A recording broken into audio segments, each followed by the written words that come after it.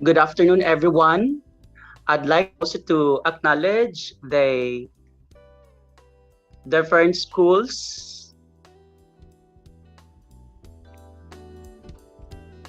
the Access Anessa Magendra, and I'd like also to inform everybody, kindly put your institution where you affiliated. And of course, CSU University, Sir Ferdinand Agjena, good afternoon. And of course,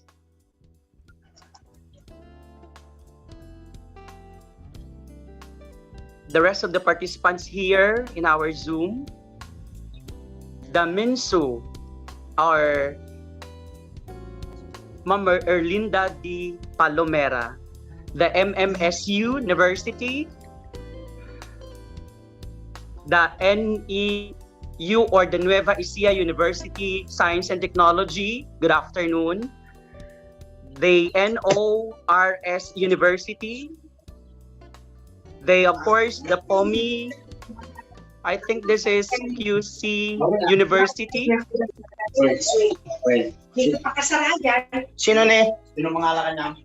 Hindi. Of course, I'd like also to acknowledge the presence of RDE KTM office. Yeah, thank you, Sir Ferdinand from Batangas State University. Of course, from West Visayas State University, Sir Salvador Bashe Jr.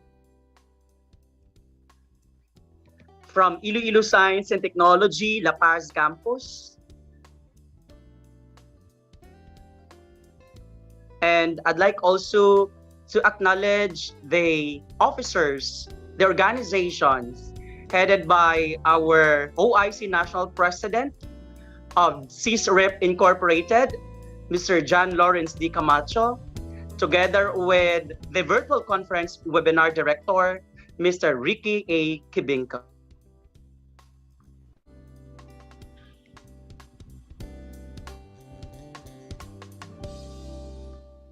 Also from Benguet State University, good afternoon.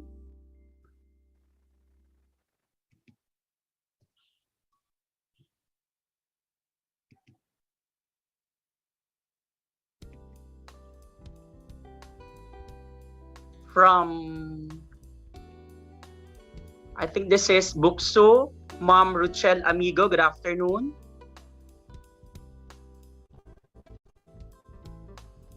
Good afternoon. Yes, ma'am. Good afternoon. From Kidapawan City National High School, Ma'am Kati. Good afternoon. Good afternoon, sir.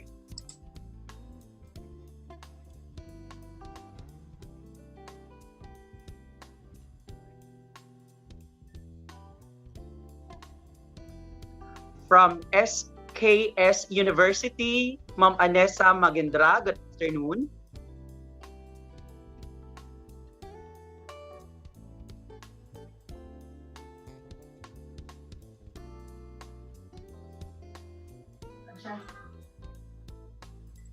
Okay, once again, good afternoon, everyone. In a matter of 2 minutes, we're going to start our webinar. And we are also live via POMI YouTube. Stay where you are. Listen to the discussion of our esteemed speaker this afternoon. Sir or Dr. Gilbert C. Magulo Jr., good afternoon, sir.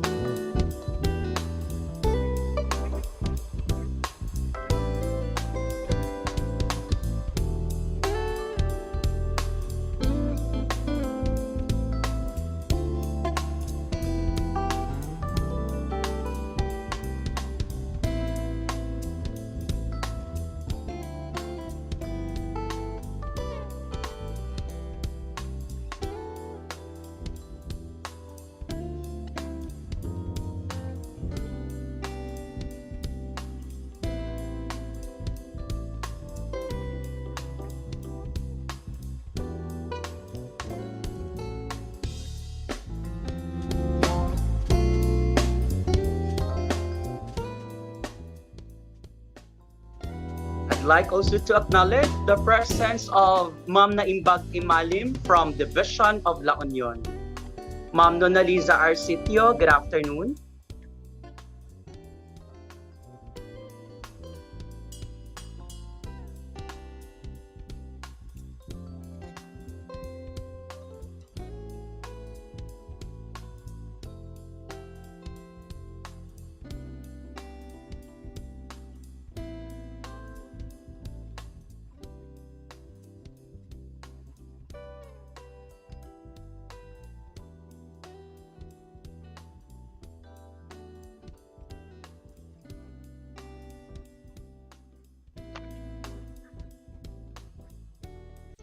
Before we formally start with our webinar, I just would like to remind everyone, first, open your camera most of the time.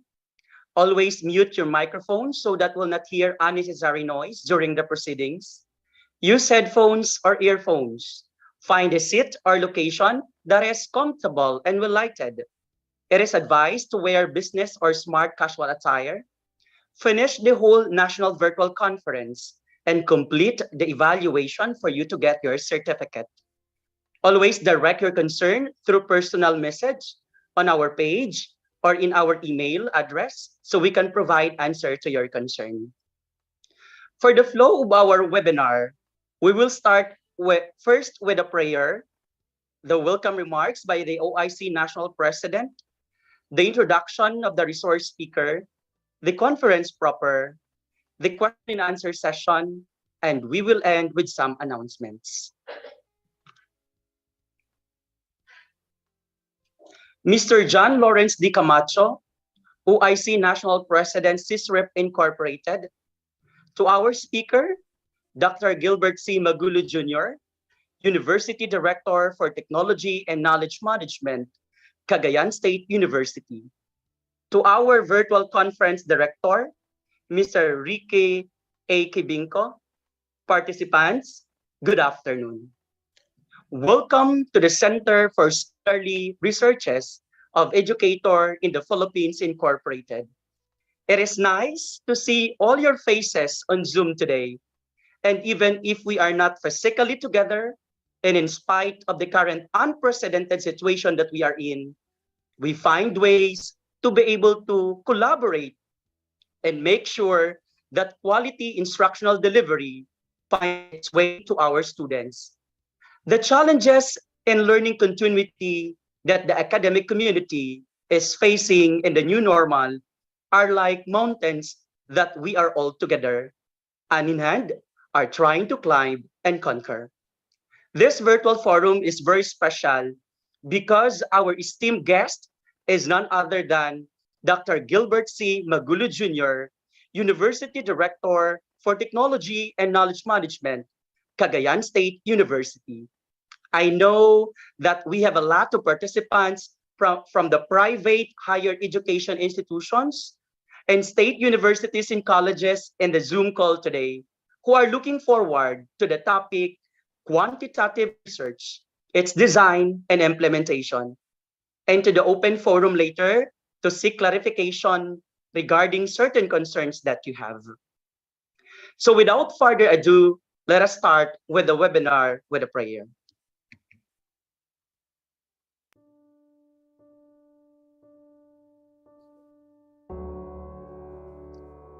Almighty and loving Father, Creator of heaven and earth, we praise you and adore you. You are the King of Kings. We humbly ask your forgiveness for our sins.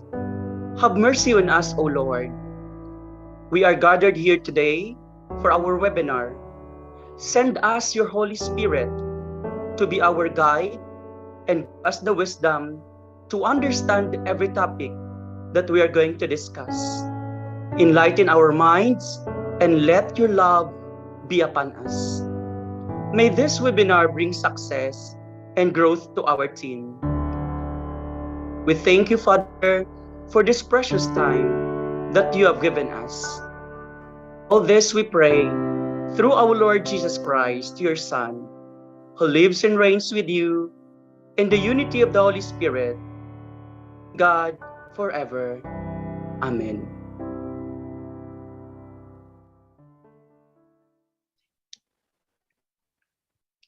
Dear colleagues, at this juncture, let us listen to the welcome remarks by our OIC National President and CISREP Incorporated, the very hardworking and supportive OIC National President.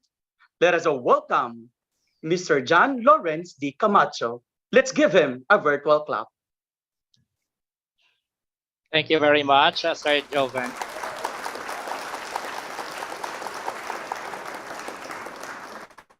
Good afternoon to each and everyone. To our colleagues in the academe, the Department of Education, state universities and colleges, and local universities and colleges, the overall director of this webinar, officers and members of Central for Scholarly Researches of Educators in the Philippines Incorporated, or CISREP, and to our special guest, will be properly introduced later, Sir Gilbert, and our members and officers on Zoom and YouTube Live, my warm greetings to each and everyone. It is my great honor to have you all this afternoon. Despite of our busy schedule, we always give priority to our activity. This activity gives us the opportunity to learn more, to explore more, and to gain knowledge in the 21st century skills. In today's webinar, entitled Quantitative Research, its Design and Implementation, my dear colleagues, this is very important in today's trend in education. As we all know, that research plays an important role in discovering new treatments, new ideas and trends that we need to know to fill the gaps in the body of knowledge and eventually use this to help grow and improve the skills and knowledge of our learners. It is my great purpose that this activity will provide us the opportunity to expand our knowledge and skills that educators would like to have. May this activity will provide us opportunities to explore, gain more, and extend our knowledge to our students. In behalf of CISREP, or Center for Scholarly Research of Educators in the Philippines Incorporated, my warm welcome to each and everyone. May this activity will provide us a great knowledge for us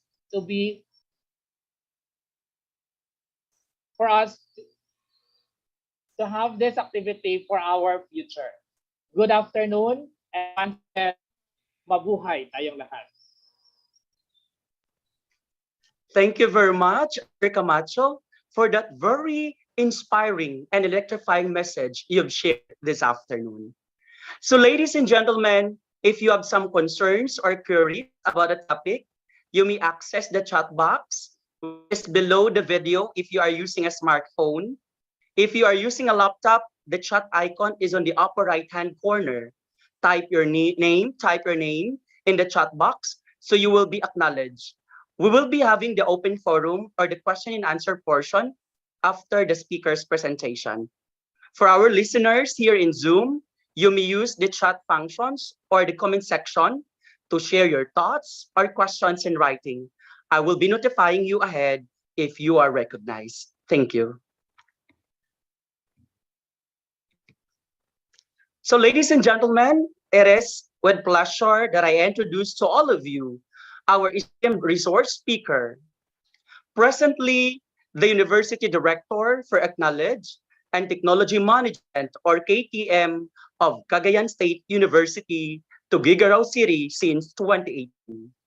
Concurrently, serving as the Campus Research Coordinator of Cagayan State University at Lasam. He is an Associate Professor 3. He obtained his PhD in Educational Management at the age of 23 and 2013. Master of Arts in Education, major in Educational Management in 2011. Bachelor in Elementary Education, Generalist in 2010, and finished academic subjects for Bachelor Secondary Education, major in English in 2013. He has published numerous research articles, Index and Scopus, Clarivet, Analytics, and ASEAN Citation Index journals. He has an H index of 7 and an I-10 index of 5. He has presented researches in various international, national, and regional research conferences and symposia and awarded Best Research Presenter and Best Research Paper awardee. He was also awarded as Distinguished Faculty Researcher, specifically in Social Science category of Cagayan State University, and 2021 Global Educators Award in Research Rank 1 in International category. He presently serves as editor and reviewer of various SSCI, Web of Science, Index, and Scopus journals, such as International Journal of Learning, Teaching, and Educational Research, Sage Open, Journal of Technology and Science Education, Studies of Applied Economics, Eurasian Journal of Educational Research, Journal of Social Studies Education Research, Asia Pacific Journal of Multidisciplinary Research.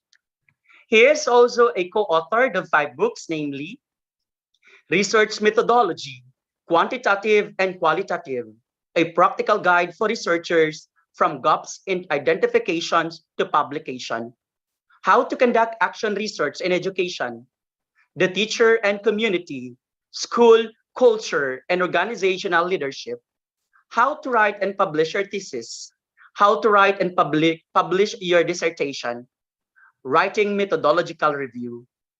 He is also presently engaged in externally and institutionally funded research projects of the Cagayan State University in collaboration with the government agencies, such as the Department of Science and Technology and the Department of Agriculture. He has been endorsed and finished the Leadership Development Program for higher education institutions in the Philippines, initiated by the Southeast Asian Regional Center for Graduate Study and Research in Agriculture, and the Head Foundation of Singapore from April to June 2021. He is an associate member of the National Research Council of the Philippines under Division 1, Governmental, Educational, and International Policies, and conferred as a Fellow of the Royal Institute of Educators, Singapore. Ladies and gentlemen, please all welcome our esteemed resource speaker this afternoon, Dr. Gilbert C. Magulu Jr. Let's give him a virtual clap. Thank you very much, Sir Joven. Magandang gabi at hapon sa ating lahat. To our participants coming from the Department of Education, SUCS, LUCS, LUCs, and of course private institutions, magandang gabi po sa ating lahat. My presentation is on the quantitative researches, on its implementation, its design and its implementation. And I'd like to take this opportunity to thank the Center for Scholarly Researches of Educators in the Philippines Incorporated for inviting me in this gathering of minds and hearts. And the topic that was given to me is not new to you. It's actually a common topic, but I'm expecting that I can provide something that could eventually allow you embrace the beauty of quantitative research. For most graduate schools and for most researchers in the universities or teachers or action researchers or those teachers in the field, there is an issue about the use of this quantitative research, which is the best, or which among these research designs we have is the best.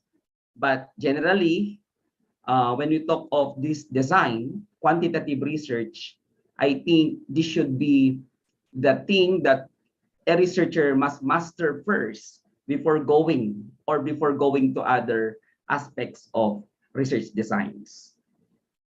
I'd like to present to you the local trends in statistics and research. Kasi kung pinag-uusapan po natin ay quantitative, it's just two sides of a coin. When you talk of quantitative research, we cannot remove the concept, the idea of statistics. Statistics and quantitative research, they go together. And no one can become an expert of a quantitative research if we do not know the statistics of our researches. That's why the time that the topic was given to me, was assigned to me, I reflected. And sige, subukan ko, and I hope that I can try something and I can give you something to ponder upon.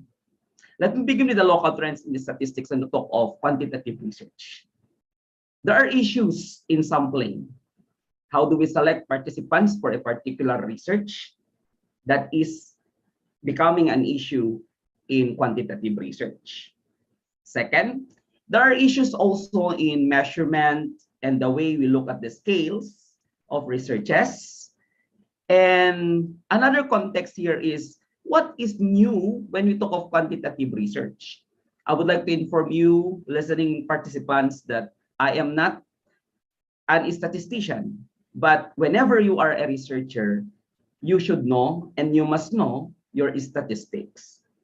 So perhaps the thing that I can share to you this afternoon is actually something that I can offer you from my experiences as a researcher in the university, who started as a budding researcher and eventually became a well-seasoned researcher. And you know, pinagdaanan po natin lahat ng mga proseso ng mga ito. Kaya I could still remember that my first research is purely quantitative. Another context here is the statistical modeling. Kasi when you talk of quantitative research, ano na ba yung nababago? Ano na ba yung napapanahon? At bakit, no? Karamihan sa mga quantitative researches natin ay hindi sila napapublish. Somewhat they are not given the actual quality that this quantitative research deserves to have. Second, on the way how we teach research and statistics, it became also an issue because whenever you ask somebody, you talk about research, ang laging sasabi, mahirap yan kasi may statistics. Mahirap yan kasi kailangan mo ng mga other areas or other fields so that you can come up with a good research. And I must tell you, ladies and gentlemen, that research is actually the conglomeration of the skills you have. You must not only be good in English, you must not be good in math, but you must also be good in writing, as well as in looking for other emerging issues that are actually affecting the problem of inquiry you would like to explore. And of course, on the thesis dissertations and research publications, I should tell you that most of the researches that we actually look upon is their quality based on their statistical computation, kung ito ay quantitative research. So some are things that we need to consider at this moment, and these are actually the local trends. Of course, the statistics and research skills, because it can be a concern now that we really accept that there is a dearth of a statistician in our country. And this dearth of a statistician is that sometimes it follows that there's a mismatch also in the academe and industries. That there are issues that PhD level ka, somewhat ang naging statistics natin doon ay yung mga basic statistics pa lang. So I hope that this can also be addressed by way of leveling up our capacities as researchers so that we could come up with a quality quantitative research output. And of course, there are also global trends in statistics and quantitative research, which I will be presenting to you after presenting the designs and implementations in doing quantitative research. Medyo namamaos po ako, pasensya na. Okay, so let me begin with this. Wendy Newman said that stories give life to data, and data gives authority to stories. In our contextualization, we always say, kung tinatawag natin na quantitative research, ang kwenta mo dapat ay may kwento. At ang kwenta mo ay may kabuluhan. And that's actually the meaning, the reason behind the purpose of using quantitative research. Let me begin with this. Why quantitative research design? Definitely, if we have quantitative research, they produce objective data that can be clearly communicated through statistics and numbers.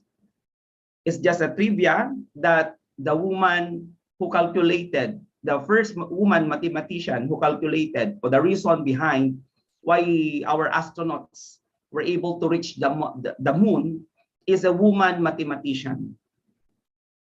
And we can say that when you talk of mathematics, statistics, they are purely quantitative. And by way of giving a quantitative data through statistics and numbers, data are objective.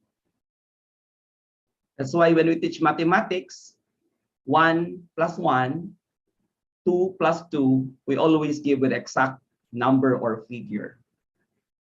We have what we call the 1:1 correspondence. So it says that through quantitative research, data are objective. Second, through quantitative research, we find patterns and averages, and that is the basis why we make predictions and forecasting. On May 9, that will be the election day, and surveys on the popularities of candidates, because there are independent bodies who are doing surveys, are actually coming up with the predictions who will win. And that could also provide an appreciation on your part that quantitative research is important in our socio-political life. Of course, quantitative research, whether it will be correlational, causal, you are testing soon the relationships. And through quantitative research, we will be able to generalize results to wider population. But mind you that when it's a quantitative research, there's a science behind the way how we select the actual respondents of the study. And of course, quantitative research is somewhat somewhat that easier than doing a mixed method or qualitative research, because it's more on attractive to many researchers, and your speed and your efficiency to get data from respondents is faster. While compared to other research designs such as qualitative or quantitative mixed methods research are actually taxing or somewhat that laborious in its nature or in its design. Okay, of course, quantitative approaches are most commonly used for explanatory, and quantitative research is a way for us to look at the causal relationships, associations, and correlations. So for quantitative research design, there's already an impression that many researchers in our institutions are encouraged to try other research design other than quantitative. But on my part, as a researcher, one must be able to master the basics of quantitative research before you can go to other areas. You can go to other research designs, particularly mixed methods. So for quantitative research, it reminds us that the implementation is somewhat easier, but the thing there is we should be really guided with the science of research or research data gathering. Moving on, So as you can see, if we have a data, they can be categorized into quali or quanti. And our focus this afternoon is on the quantitative data, wherein they can be categorical, they can be numerical, nominal, ordinal, discrete, or continuous. But what gives us inspiration to do quantitative research is the better appreciation of objectivity of the research findings or the data we have. Moving on. So why do we do quantitative research? I should tell you that when we select a topic for quantitative research, they are what we call replication studies. Bakit sinasabi na mas madaling gawin ang quantitative research? Because there are already developed tools that can be adopted by the researcher. There are already other studies conducted, measured quantitatively, that can be adopted by other researchers. Replication studies involve the purposeful repetition of previous research to corroborate or to disconfirm the previous results. What is beautiful with quantitative research is that when we have a research that is quantitative in its nature, you can always do the replication of that research, provided you have the actual instrument, provided you can have the actual access to the respondents. That's why it's replication, because it strengthens how our knowledge about the existing body of knowledge can be confirmed or disconfirmed. I'd like to share a story that there was this scientist who conducted a certain laboratory study. So when we talk of laboratory study, particularly in sciences, it entails the use of quantitative research, like measuring the chemicals, measuring the other chemicals or other aspects of that kind of research. Then you can always repeat the findings, you can always repeat the method of that research, and you can confirm or disconfirm the results, particularly those doing sciences, those doing natural or doing hard sciences in quantitative research. And a certain scientist was able to fabricate a finding of his research, and other scientists around the world repeated the method, and the finding is different from his findings. Again, they repeat it, okay? And again, it's a different finding, and until they found out that that researcher fabricated the data. So this is the beauty of quantitative research. You can always detect, you can always identify correctly, no, which is the loophole, or which is to be confirmed or disconfirmed in a particular research study. There are two types of replication research. First is a direct, and the second one is conceptual.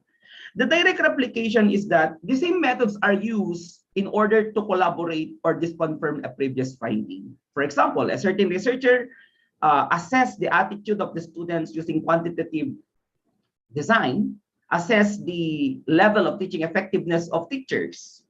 And another researcher use the same tool, use the same respondents, and if the findings are the same, with this repetition of studies or replication of studies, then you can confirm that the finding is valid or reliable. The other thing is the conceptual replication, wherein there are different methods being used to study the hypothesis or theories. And there are high rates of unsuccessful replications, by way of the meaning, research that confirms previous findings. So for example, because in quantitative research, we always look at the statement of the problem or a statement of the problem. Is there a significant difference? Is there a significant relationship? These are the emerging statement of the problems in our research. So in conceptual replication, you can always test the hypothesis.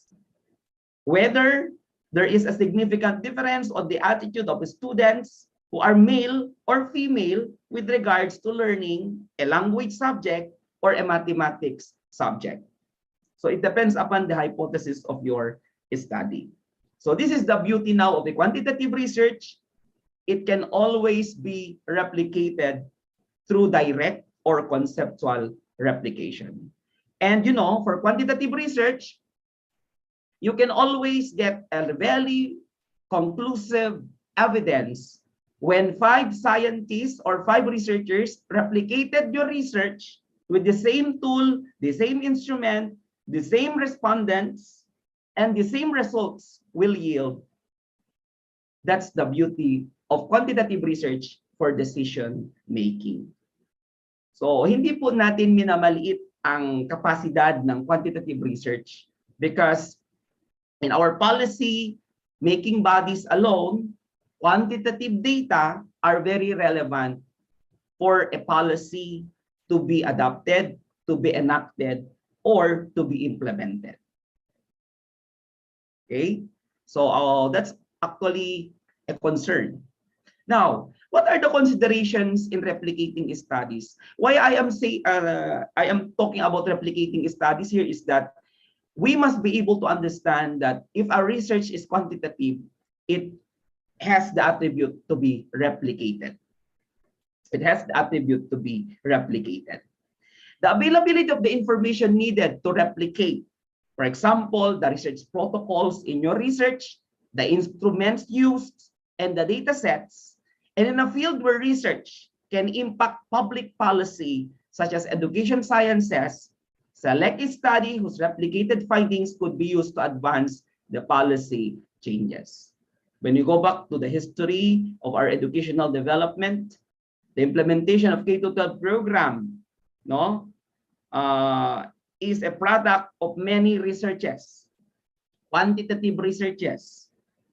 And with that, we were able to adapt the findings, adapt by the policy-making bodies, the regulatory bodies of the government, and that becomes a policy being adopted.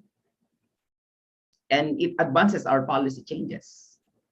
And of course, for quantitative research is that the original findings in your field would always be the original study being cited. So for a quantitative research design, let's put in our minds that it should always be replicated. Yan po kasi ang pagkakaiba sa ibang research designs. That's why you can always confirm or disconfirm the findings of your research. Even just doing a simple survey of the consumer behavior, environmental literacy, environmental awareness, teaching efficacy, perceptions on the areas of leadership and management, principal management, principal leadership, provided that your research is quantitative, they can always be replicated. That's why if you look at the areas, for quantitative research, the more similar findings you have with other researches, the higher the credibility of your research outputs. What are the opportunities for quantitative researches? Okay, I'd like to share you something that in my experience as a reviewer, research paper reviewer, article reviewer of Scopus and Thomson Reuters, perhaps kasi may mga kasama rin kami kasi na medyo bias rin ang pagtingin niya sa mga data, that iba yung attitude niya towards quantitative research, iba rin yung attitude niya kung yung isang research article ay ginamitan ng mixed method. But on my part as a reviewer, I have always the appreciation of quantitative research, provided you can have the implications, the managerial, the theoretical, and the policy implications of your quantitative research. So what are the opportunities for quantitative researches? Many funding agencies require evidence-based research, such as the Department of Agriculture, the OST, anong mga government funding agencies, PSHERD, na kailangan nilang tignan yung mga perceptions, attitudes, yung kailangan nilang tignan actually in objective manner and evidence-based research what is happening in the field or what are the implications of their policies. So for quantitative researches, it's your beauty as a it's your appreciation as a quantitative research to submit research proposals for funding, particularly when profiling farmers, doing a baseline data of agriculture and fisheries in your area, in your region, in your province. They still need to be quantitative there. Quantitative data is needed. Other opportunities is that through a quantitative research, a social value of a research project is identified. Okay? So social impact, social policy, kung mga teachers naman tayo, nakikita natin how many are the possible adapters or recipients of our research findings. Quantitative research results can be used to impact policy, and that's actually the beauty behind that. Impact policy as assessing the level of participation of parents, level of participation of parents in the reading program of the school gardening. They all require quantitative data. And if the study replicates previous research, this time using a sample representative of an under-researched population, or if the rationale for the study is linked to a current event, social problem or policy issues, and the timeliness of that proposed research can have the opportunity to be funded. The last 2 years, the time that the COVID-19 reached our Philippine shore, our DOH as an agency is funding researches of faculty members, researches of focusing on the number or the data analytics of COVID cases. Still, quantitative research is needed. Next. What are the theoretical perspectives of quantitative research? The philosophy of positivism is that for quantitative research, the research process can be measured by way of objective application of the scientific method. Laws that govern the social world can therefore be tested and proven. And it is always what we tell, to see is to believe. Yun kasi ang filosofiya ng quantitative research. To see is to believe. Maniniwala ka lang na tatlo sila kung nabibilang mo na tatlo sila. Kaya napaka-objective siya. No? Maniniwala ka lang na ang mga babae ay mas mataas ang kanilang inclination towards communication skill kung nakikita mo na sa mga babae na yan, it manifests such kind of behavior. And you can count. Okay?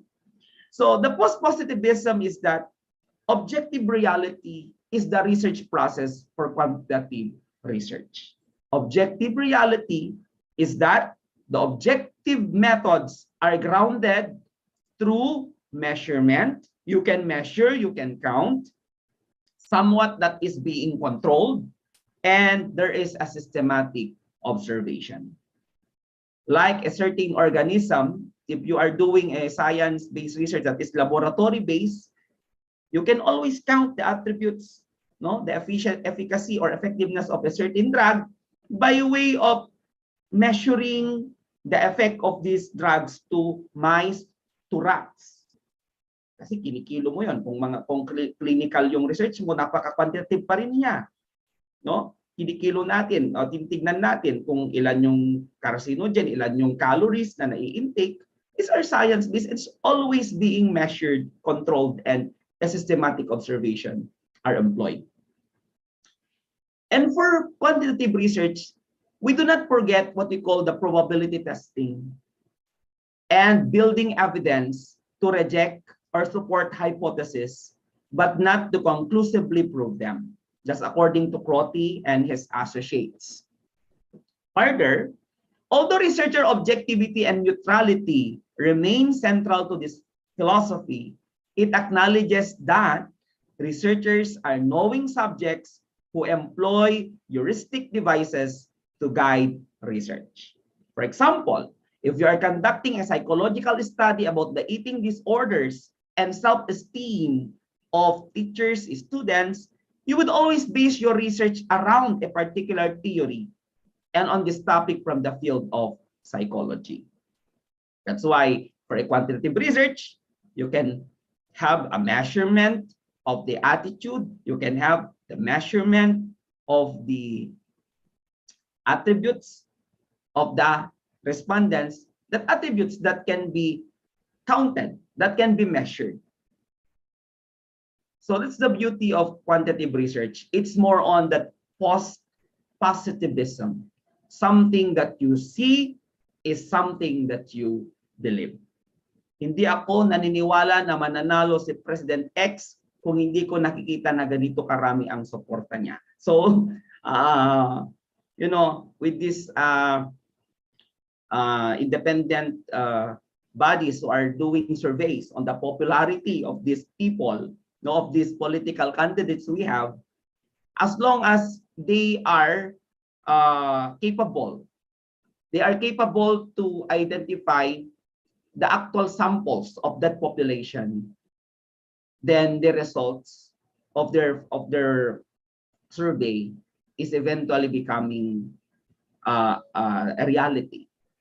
I could still remember yung isang independent na body surveying on the popularity of the politician, hindi pa siya pumapalya ng kanyang prediction kung sino ang mananalong presidente. Okay? Kasi they were able to base the selection of the samples of the respondents scientifically. And that's the beauty of doing a quantitative research. A beauty of forecasting, a beauty of prediction. Now, what are the research questions and possible hypotheses for quantitative research? For quantitative research, questions are always deductive. When you talk of deductive, as you can see, questions center how the variables under investigation related to each other, how they affect the different groups, how they might be defined. And they may employ directional language, including words such as cause, effect, determine, influence, associate, and correlate. Kung ang mga words na ito ay meron sa statement of the problem ninyo, your research is quantitative. That's why you always tell that in the statement of the problem, is there a significant relationship between the stress management skill of the teacher and their level of stress? Is there a significant relationship between the perception of these respondents to this particular issue? So a way to measure, a way to tell that research is quantitative, or somewhat determine the effect of a certain intervention in teaching English language. Or, for example, your research is the implementation of movie poster making activity to the literary appreciation skills of the students is actually quantitative, because you are looking at the cause, the effect, and how these variables are related or correlated. And take note that in a quantitative research, you must always have your hypothesis. You must always have your hypothesis. What is this hypothesis? Your hypothesis is your prediction about how the variables relate to each other. And whether you are conducting an experimental research or survey research, you will need to provide an operational definition for each of the variables under investigation. Ngayon, kung quantitative research at ang gusto mong gamitin na design mo ay quantitative based on experimental, then you should always be guided with the quantitative data. You get the pre-test scores, you implement an intervention, then you get the post-test scores. That depends on what kind of experimental research design you will adopt. Still, it's a quantitative research. On the other way around, when you profile farmers in your area, you profile the parents in your schools and doing a survey, and you get parts of their profile variables like family income, like livelihood, like other areas that are being counted, no? Still quantitative pa rin sila.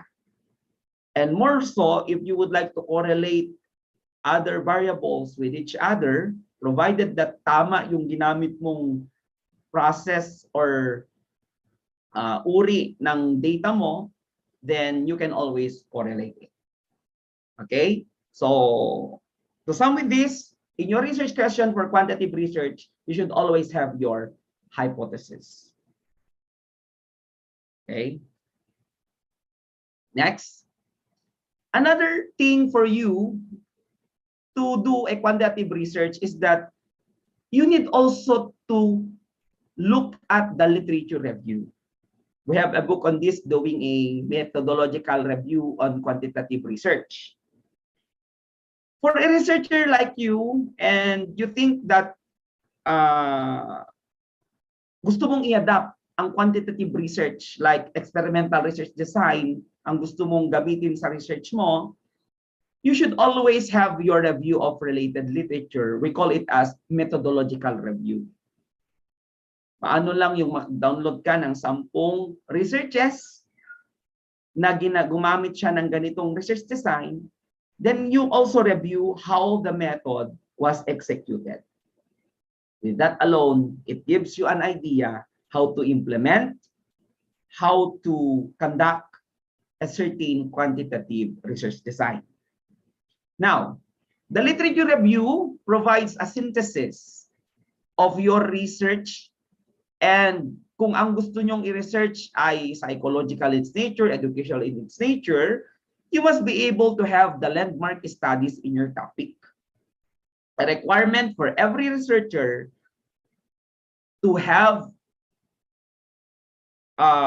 cited researches in the paper relating to the topic. For example, one is interested to do the extent of bullying, extent and effect of bullying in your school, or online bullying in your school if online bullying is rampant, okay, or proliferating in your area, then you can come up with that extent and effect. The nature alone is quantitative. And with that, you go to Google Scholar, identify what is new, what are the new topics, what are the new findings about bullying now, no? Then you synthesize them. Or other thing is you do what we call a literature review matrix, wherein it will provide you gaps. It will provide you the gap of your research. And what is that gap? Your research will not be published unless you can define the research gap. And should you wish to publish your research in an international referee journal that are quality journals, they will not accept your research, whether it's quanti, quali, or mixed method, if you cannot define the research gap. And the research gap in a research is being found in the synthesis of your literature. Okay? So in the synthesis of your literature, because the research gap provides you two things. What is new in bullying and what is not new in bullying.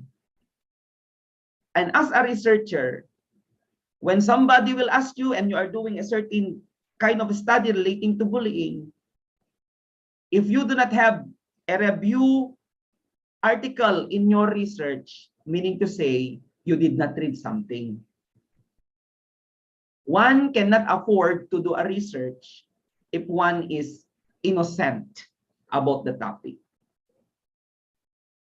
Okay? So, though quantitative yan, qualitative or mixed design, Lahat dapat, kung gusto nating explore ang topic na yan, nakapagbasa na tayo, alam na natin kung ano yung napapanahon na method na gamitin dyan, alam na natin kung ano yung pinakabagong instrument to measure that kind of attributes, because we were able to provide a good literature review. And of course, to do so, seek previous quantitative research studies about each variable and those studies that examine the relationship between and among the variables in your study. Lalong-lalo na, ang mga teachers kasi, kung hindi experimental ang ginagawa na research, research yan sa management, research yan sa leadership, research yan sa efficacy, research yan sa attitude ng mga teachers or ng mga parents. So, should you wish to do a research on the teaching efficacy in the post-pandemic era, sorry, you must be able to download the latest studies about teaching efficacy in the online or in the virtual learning environment. Ang dami-dami. Punta ka lang sa Google Scholar, i-type mo teaching efficacy, lahat na yan lalabas. Or, if you have access to the Elsevier database being given by the Department of Science and Technology through the NRCP, the better the instruments you can get. Because that Elsevier database, Scopus database na binibigay nila is the higher the quality of research articles you can get. Or pwede naman sa Google Scholar ka kukuha ng literature review mo, as long as alam mong i-track kung yung research na pinagkuhanan mo ay credible or reputable. Kasi karamihan kasi sa mga journals, marami tayong tinatawag na mga predatory journals. What are these predatory journals? Yung mga journals na nag-accept ng mga articles, basta magbayad ka, they publish it. But there's no strict review. There's no quality on the paper. So if you wish to get good references, you go to EBSCOHOS, you go to Scopus database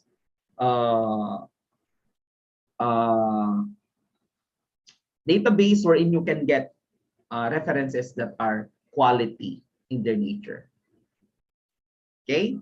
So the literature review should provide clear examinations of what is known about the variables from the prior research, including precisely how they have been defined. That's why, you know, sa ating mga teachers, no, kung mag-download tayo ng isang topic sa Google Scholar, yung sabi ko na bullying, ang daming labas na studies on bullying.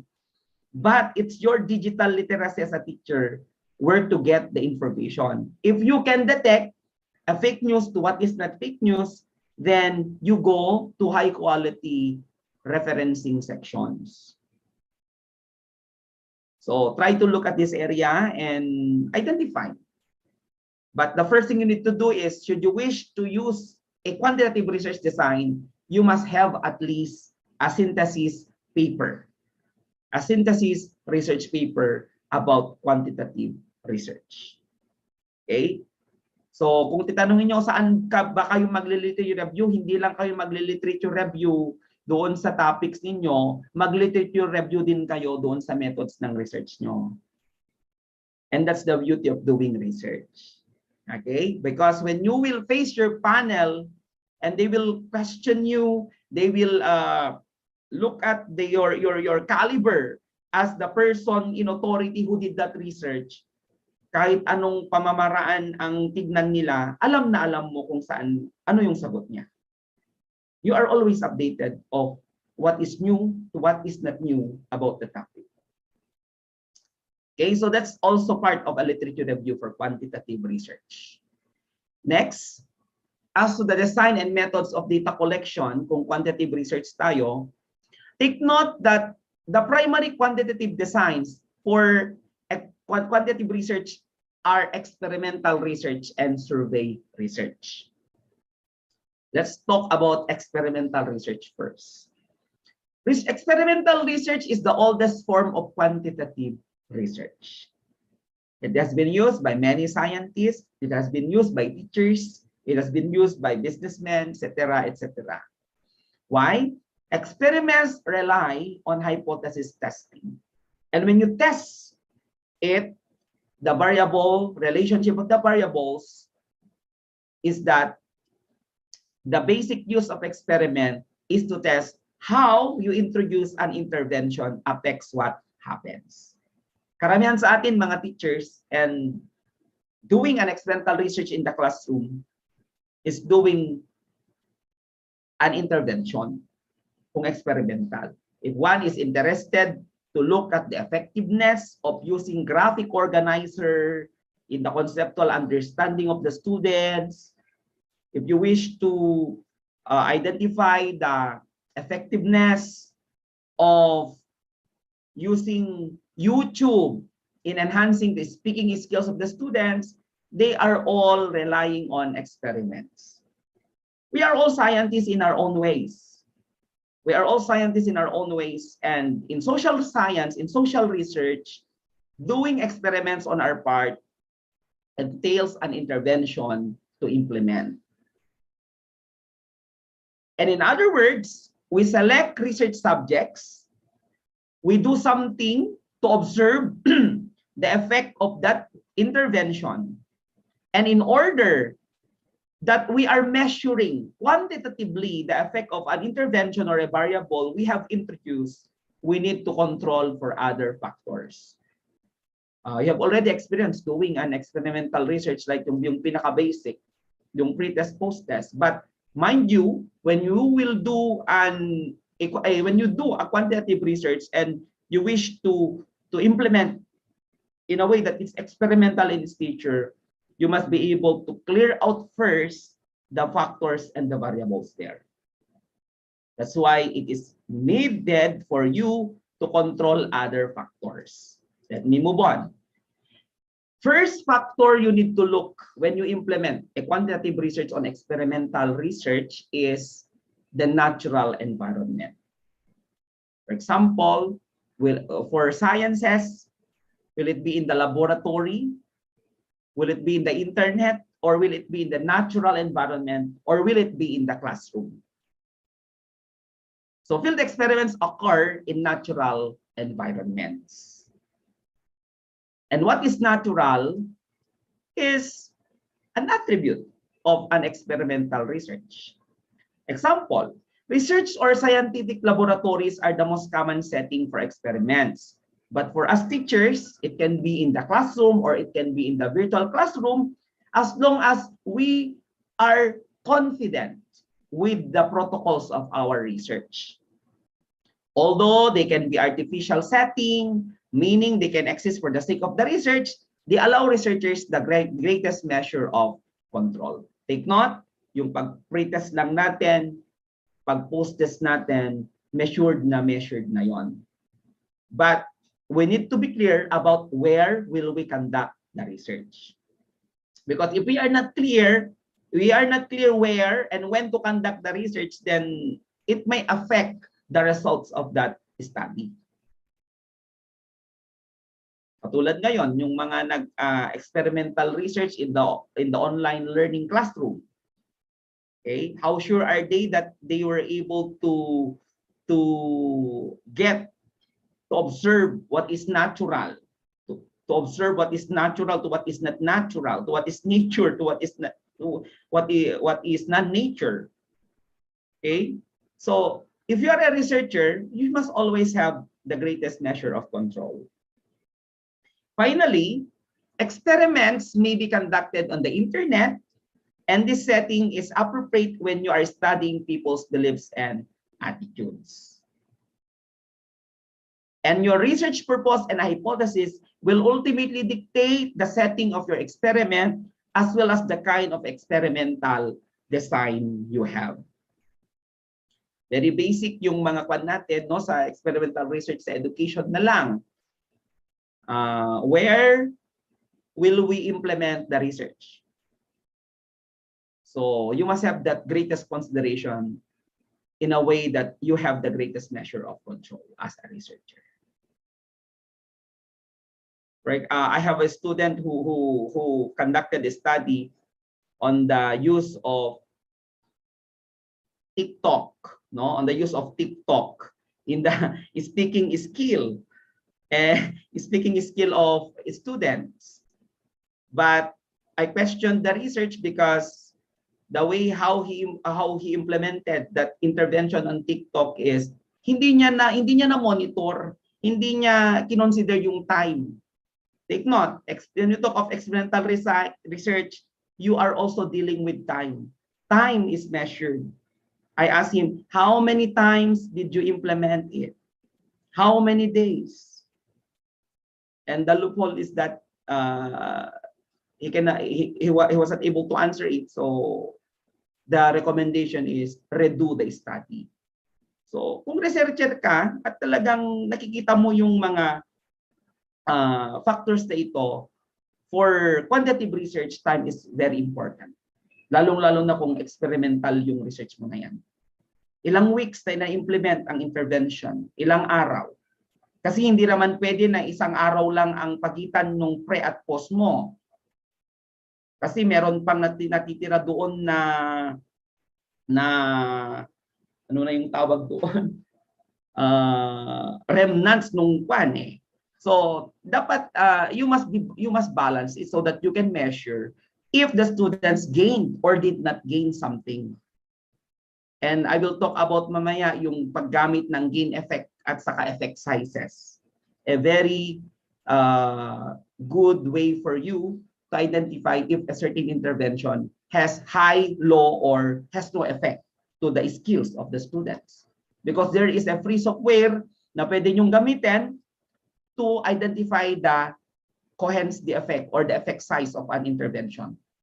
In fact, a very good software is the G-Power. I-download nyo yung G-Power sa internet, libre lang yan. Pwede nyong gamitin yan, pwede nyang i-compute ang effect size ng intervention. Pwede niya kayong turuan kung ilang number of samples ang makukuha nyo doon. Okay, next. So experiments are used in explanatory research and they are based on causal logic.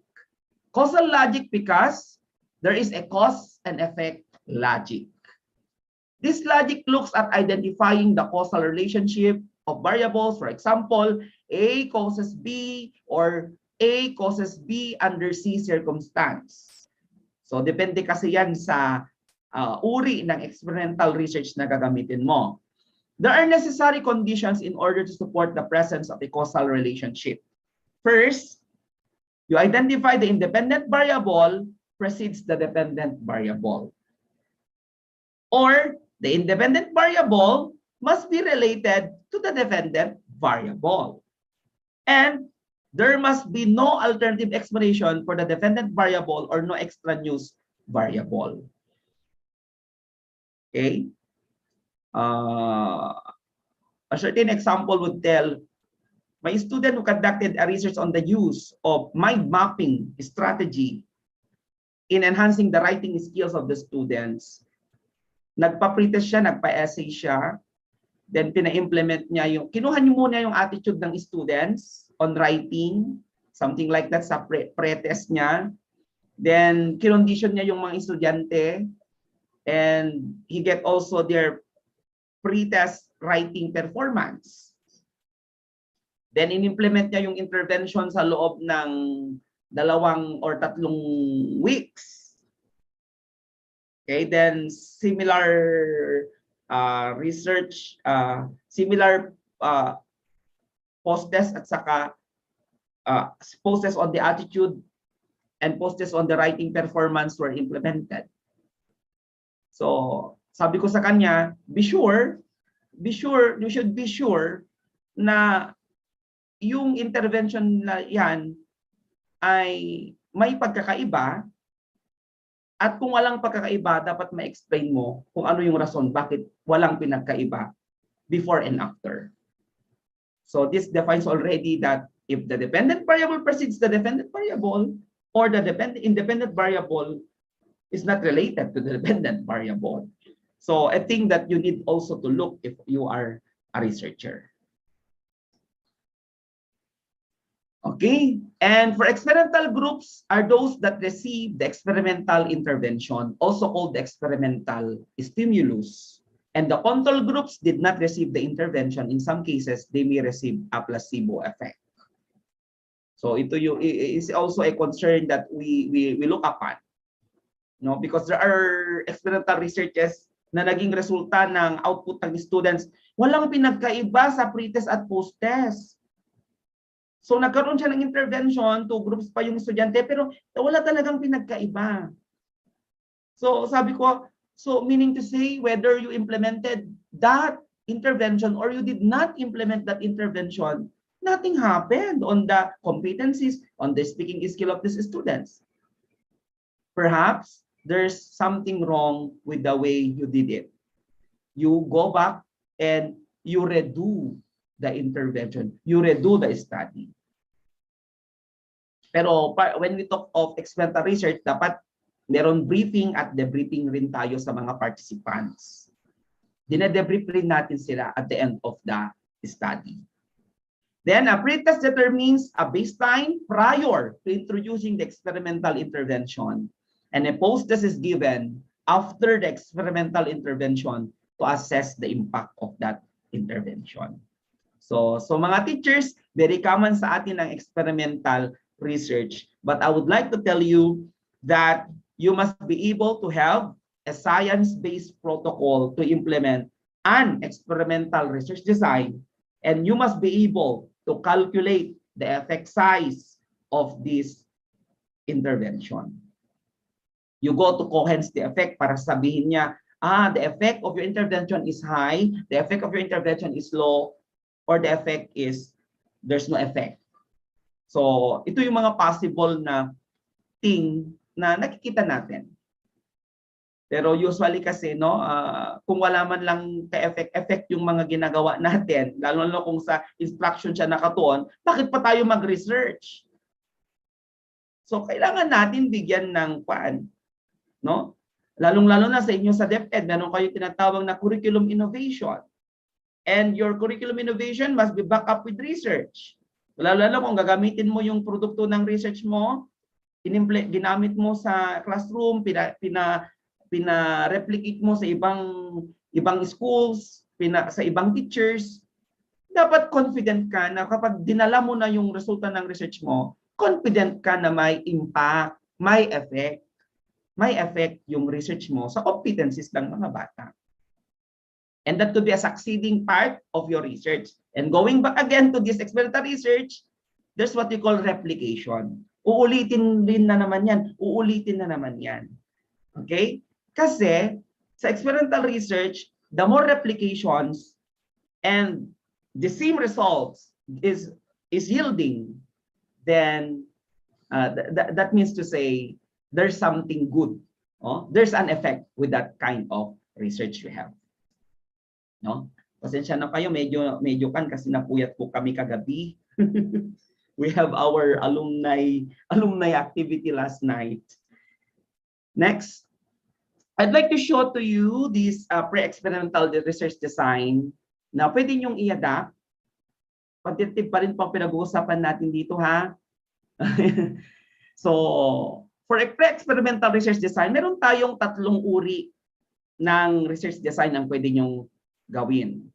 Kasi under experimental, meron kasi tayong 3 uri na naman. Meron tayong tinatawag na pre-experimental, meron tayong tinatawag na quasi-experimental, at meron tayong tinatawag na true experimental.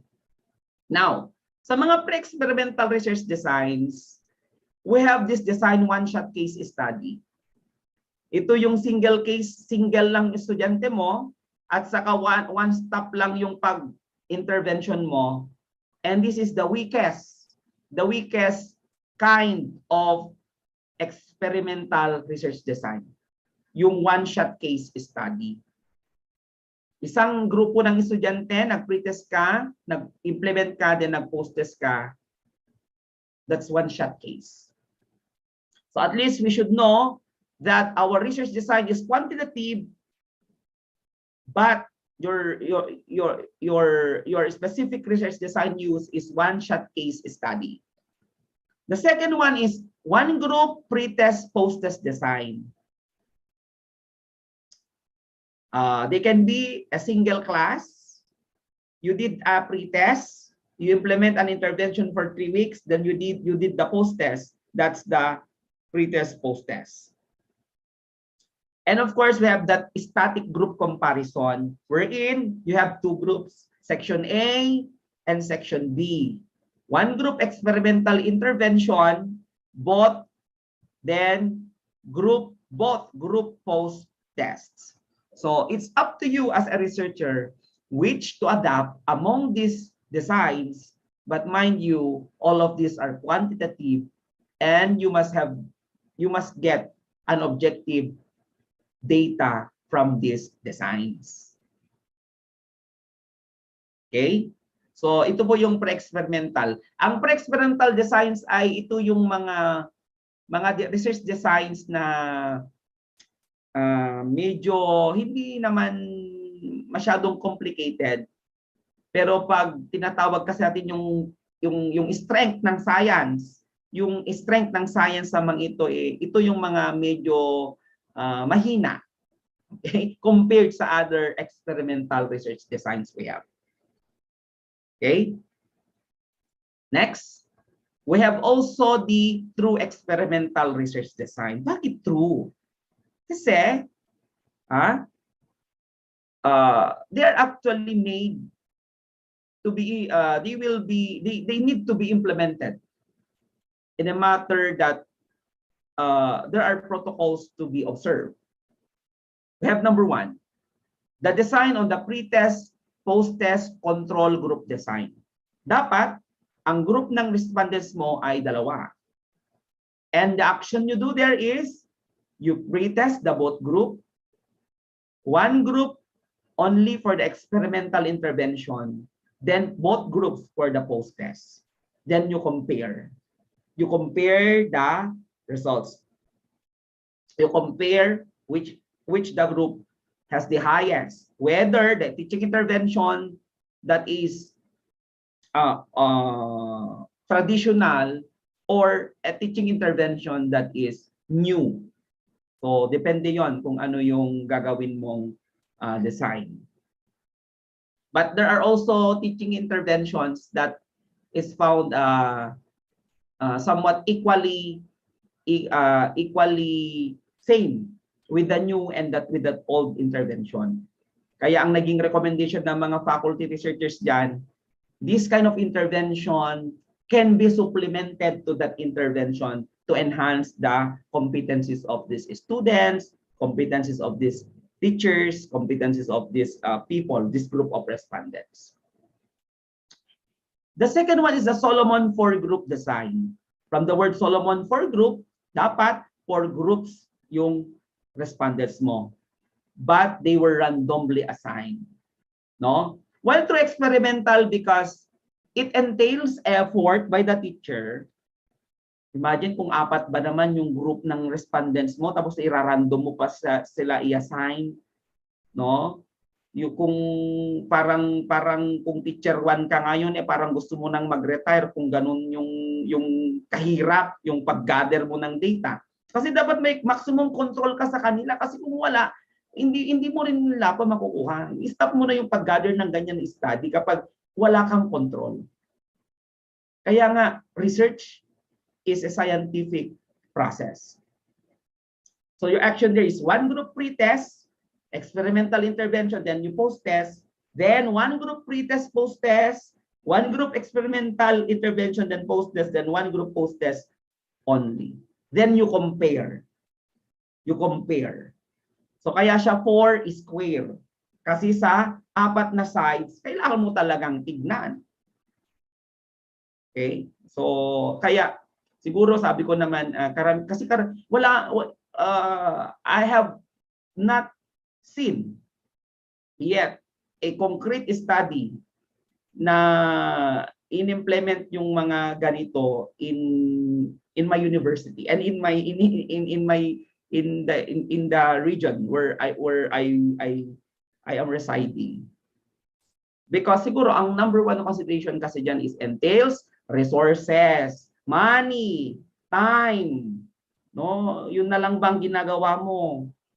No, yun na lang bang ginagawa mo sa loob ng kwan? Eh lalo na kung ganyan ang approach ng thesis mo or dissertation mo, eh medyo matatagalan ka. You expect na medyo matatagalan ka kasi kailangan mo talagang tignan sa apat na area. And of course, the third one is the post-test only control group design. This is what two groups, but they were randomly assigned. Then your action there is one group experimental, then intervention, then post-test, then one group post-test only. Okay, so they are true experimental. True na mahirap. Okay, kaya ata sila naging true experimental designs. Okay, next. The last one is the quasi-experimental designs. Ito naman is kung dedicated kayo to do a research na talagang it will take time. Kasi quasi like this time series experiment, do single group siya, single group talaga yung group ng respondents mo, but your action is measures taken over time. Kaya nga time series. So is it every 3 hours, every 5 hours, every other day? Then experimental intervention, measures taken over. So para makita mo, ang beauty na kasi ng mga ganitong research design is that nakikita mo na kung ano yung pinakamaganda at talagang confident ka sa data mo. I must tell you na it's really hard to follow, but at the end of the day, your research is such a wonderful research because the findings are credible. The findings are credible. The other one is multiple time series experiment wherein two groups naman. No? But same, taken over time. Time series. No? Imagine kung i-measure mo lang yung albawa, yung attitude of the students in using a certain learning intervention. Nako, every 3 hours, balikan mo sila. Every 3 hours, balikan mo. So, measures over a time, tumanda ka na. Okay? The space and time sa physics natin. Take note sa space, yung concept ng space and time natin. Every time na nag-move tayo, tumatanda tayo. So, hindi natin maibabalik yung mga panahon na nawaldas. So, I am not discouraging you to use these kinds of research design, but these are very encouraged to be used because the actual results are very confident. Very confident ka dito sa kanilang mga resulta. And of course, we have the non-equivalent control group. The non-equivalent control, two groups siya. So, one group pre-test, experimental, then post-test, one group, then pre-test, then post-test only. Okay? So, hindi lang ang gagamitin mo, hindi lang t-test na napandalawahan ang gagamitin mo na dyan. No, gagamit ka na dyan ng ANOVA, gagamit ka na dyan ng mga other higher level of inferential statistics. Okay, so I'm done with the experimental. The next one is the survey research. Survey research as a quantitative research is the most widely used quantitative design. No, kung yung experimental ay oldest, ang survey naman ang pinaka-common, particularly sa social sciences. Common uses of survey with which you are probably familiar include the census, polling on political issues or public opinions, and even market research. Now, there is what we call a cross-sectional design, seeking information from sample at one point in a time. And the other one is longitudinal design, occurring at multiple times in order to measure a change over time. So for a survey research, your research can be cross-sectional or longitudinal. Take note that when we do also a survey research, time is also critical. Time is important. It requires the prudent quality or characteristic of a researcher on how you will wisely utilize your time to gather findings, to gather data in your study. Moving on. For a survey questionnaire, for a survey design with quantitative, survey questionnaire is important. Survey questionnaires are the primary data collection tool in survey research. So a questionnaire is referred to as a survey instrument, and questionnaire construction and delivery to respondents are very involved processes, and I will discuss them in detail afterwards. Ngayon, for quantitative research, yung sabi ka natin kanina, pinaka-widely accepted talaga kasi they have the attribute to be replicated. No? For example, a foreign study conducted on the attitude, beliefs, practices, and you adapted the tool as long as you pilot tested is in your level, in your area, and you use the same survey questionnaire, then you're confident that it's still quantitative in its nature. But I would like to remind you that whenever you get a questionnaire from the internet, a questionnaire from any sources, please message the one who used or who developed the tool. Or better yet, contact him or her so that you are confident that the questionnaire, you are given permission to use the questionnaire.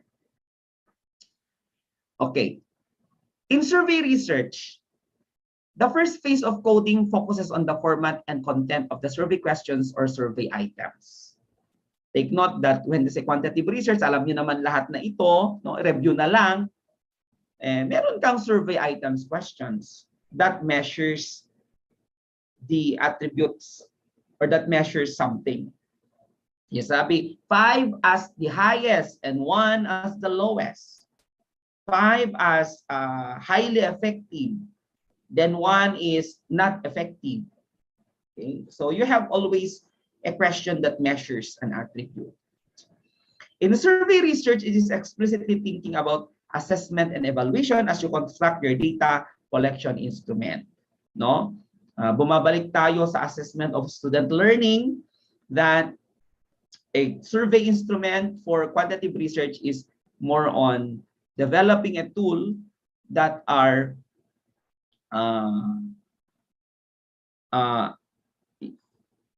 talking about assessment and evaluation. There are many pre-existing surveys available on a wide range of topics. It is advisable, ito yung suggestion ko, consult published research on your topic available online.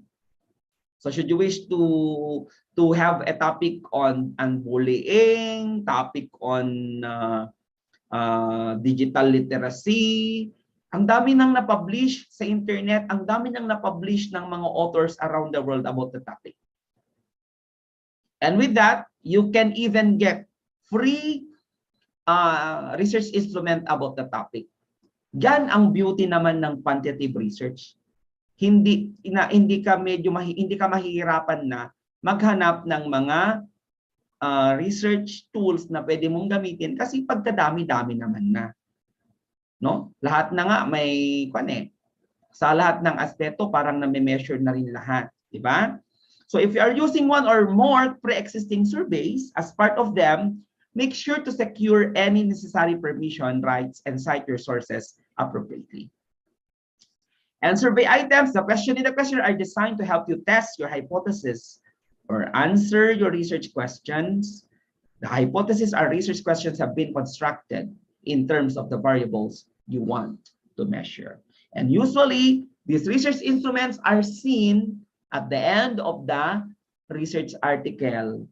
Or kung ang na-download mo ay mga published theses and dissertations coming from the libraries of the online libraries of the different universities in the United States, in Asia, no? Kasi nada-download mo yung buong kwan. They have these universities, they have these repositories of their thesis and dissertations. And that is what I am dreaming that we have to accept or to embrace as culture sa ating mga universities. Kasi sometimes, ang mga researches kasi natin, mga dissertation natin, mga thesis natin, nag-e-end lang sa shelves. Eh sinong magbabasa sa kanila? Then they should have a knowledge sharing. policy. No? Kumbaga, ikaw na author, mag-agree ka na yung paper mo ilalagay nila sa online library ng university ninyo, then mailagay siya sa World Wide Web so that others around the world can also read your research, and that is your gateway to becoming an international researcher. Why? You can be an international researcher when you are being cited by foreign authors. And if you are not being cited, you cannot get the claim as an international researcher. In fact, meron na tayong AD indexing rin, which is new now, the Alper-Dogger indexing, that research outputs of a faculty is measured by way to look at the number of citations, and that's actually the impact of an author. No? Ganun din ang titignan natin na ang mga researches natin dapat may impact. Kasi saka lang naman yan magkakaroon ng impact kapag na-implement mo yung actual na intervention at saka siya na-cite. Kung hindi naman siya na-cite, di anong nangyari? Anong impact? That eventually defines soon your contribution to the body of knowledge. That's why if you wish to get mga ready-made na instrument, maghanap kayo yung mga full na online na thesis at dissertation ng mga foreigners. Ang dami-dami. Saka when you download them, nandun na lahat yung mga sample ng kanilang mga ethics clearance, sample ng kanilang mga certificate of plugs can or Turnitin, nandun na rin yung mga sample ng instrument, sample calculation of yung calculation ng kanilang mga data, nandun na. So, knowledge is meant to be shared. Intellectual knowledge. Kaya nga, knowledge, no? Knowledge and technology. Okay? So, should you wish to get good survey references, then good research questionnaire, pwede kayong mag-download. Okay? So, with this, question construction is the heart of a survey research. Take note that the quality of the data you can get in your quantitative research is defined by the quality of the research questions you have. So never lose sight of your goal, which is measuring the phenomenon of interest or problem of inquiry as precisely as possible. Then getting at and what you really want to get at. And the organization of your survey instrument or your questionnaire is critical to your research design. No? Kasi yung iba, as long as ma-define mo at makita mo na yung questionnaire at confident ka na sa uri ng questionnaire na gagamitin mo, from that alone, you can already come up your statement of the problem. Maraming strategies ang mga researchers. Kaya nga sabi na, there are many ways to kill a chicken. So there are many ways to do a research. The goal there is for the questionnaire to be easy for respondents to understand, for you then to later process the data. And the layout should be simple, clear, and uncluttered. So it depends upon you use a rating scale or you use a Likert scale. So for a rating scale like this, how often do you talk to your roommate about personal matters? Very, somewhat, occasional, rarely, never. So, pwede siyang rating scale lang. The other one, pwede siyang Likert naman, no? And you convert it into strongly agree, somewhat agree, neutral, somewhat disagree, strongly agree, with 1 as the lowest and 5 as the highest. So, take note that before you use a quantitative survey instrument that has been adopted from other countries or from foreign authors, you must have also the initiative as a researcher to have the pilot testing or to have the test of applicability of the research instrument in the context of your respondents. Though marami ring researches na kwan, pero ang tingnan nyo is kung Asia, mag-start na lang kayo sa Asia. No? Bullying, extent of bullying in Asia. Then from that Asia, you identify the studies in Southeast Asia. And from that Southeast Asia, nandyan ang Philippines. So it's up to you on how you will arrange all of this for your research. Next is quantitative survey. I'm so sorry for the spelling. Medyo napuyat po. So for quantitative survey, respondent burden occurs to the degree that the respondents experience their participation is too stressful. Take note, whenever you give the instrument to your respondents later on, they should not be stressed. You must have the face validity of the instrument. You know, ito rin yung isang rason kung bakit hindi mo talaga makuha yung actual na responses ng mga respondents mo. Kasi imagine, 10 pages yung research instrument mo, tapos ang font niya, 8 ang font niya, tapos ang font style niya Times New Roman, tapos back-to-back pa. So ang haba-haba. Imagine that, kahit nga i-digitize mo yan eh. Kahit i-Google survey mo yan kung gano'n kahaba. Diyos ko, ma-high blood ka naman na sa pag-answer. Imagine imbes na inanseran mo yung instrument niya ng 2 hours ka na nag-answer ng instrument. Imagine the stressful, time-consuming. As far as possible, make your research instrument simple and short. But kung standardized the instrument at talagang ganon, ikaw na researcher, you must have you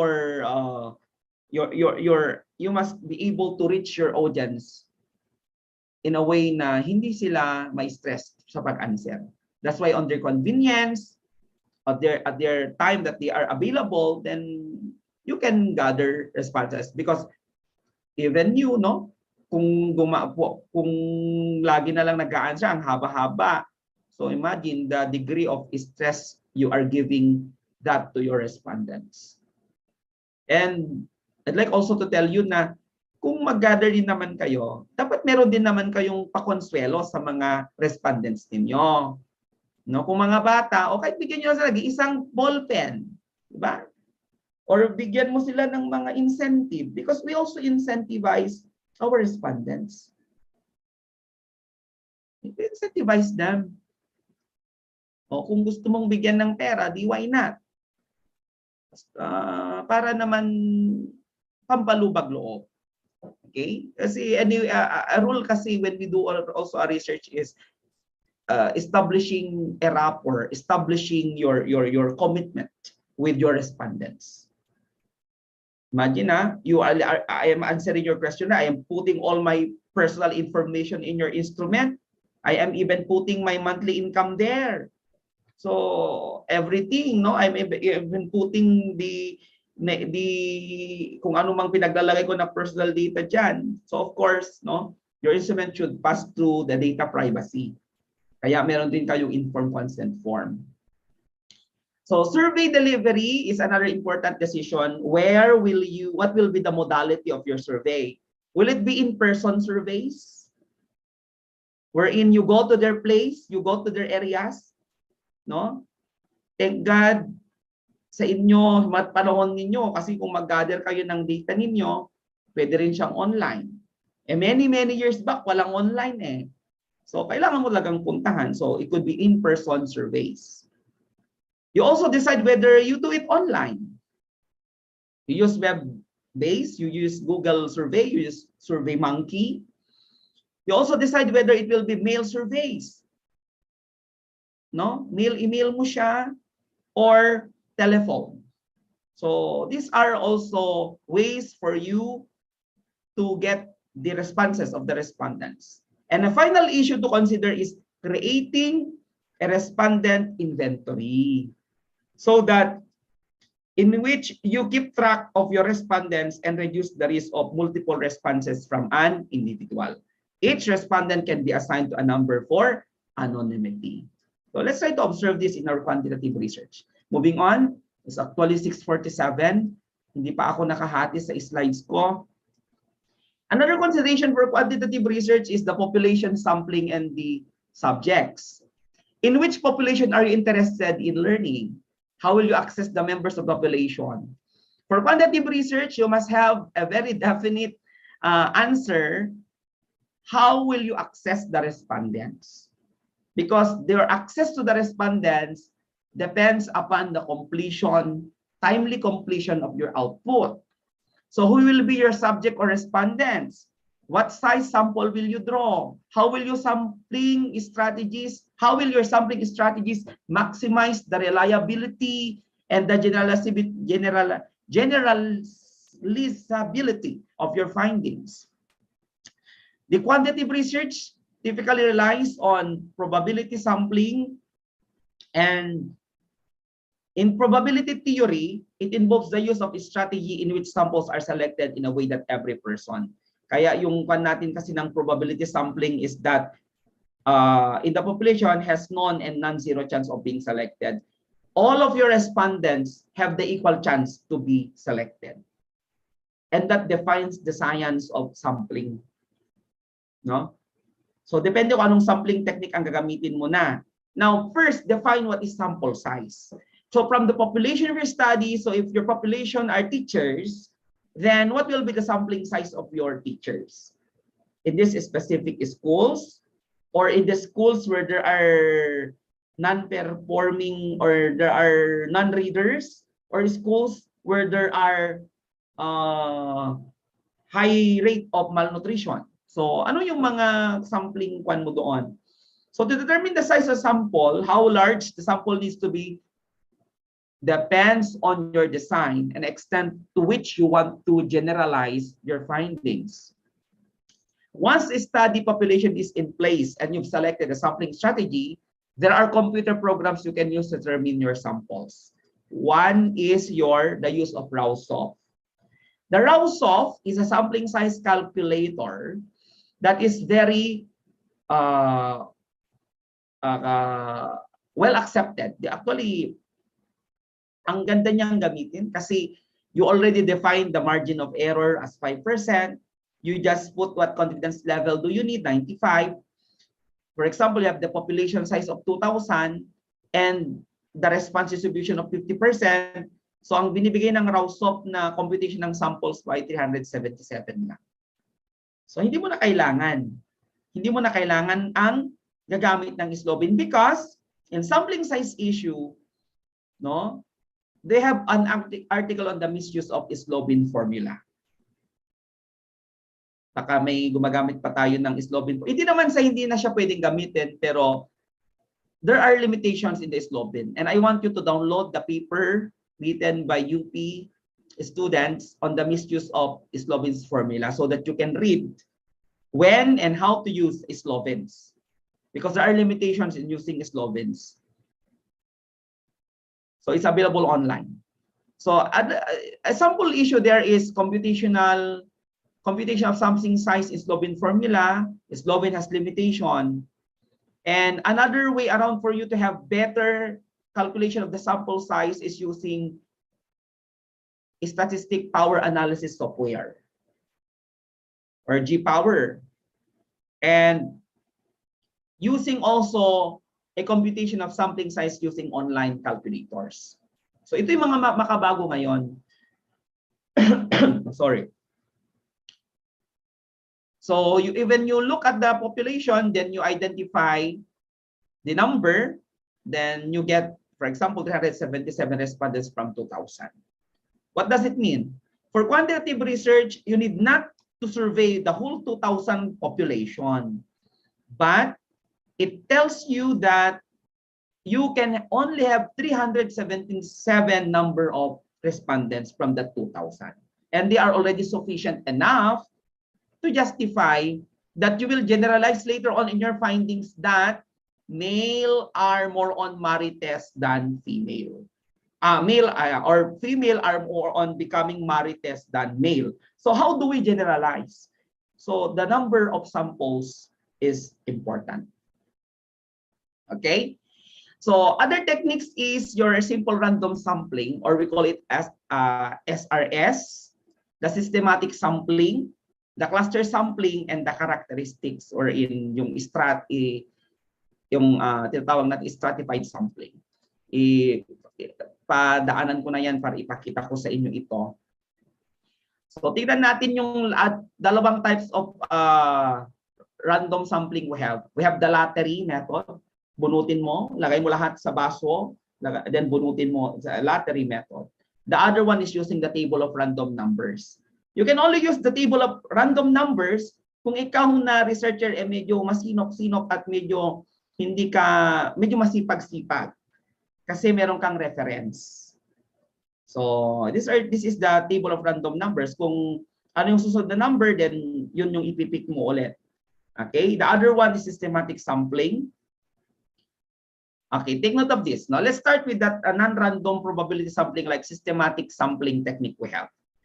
In a method involves selecting the KTH element of the population. The first sample is chosen at the random and the rest is obtained by selecting every KTH item.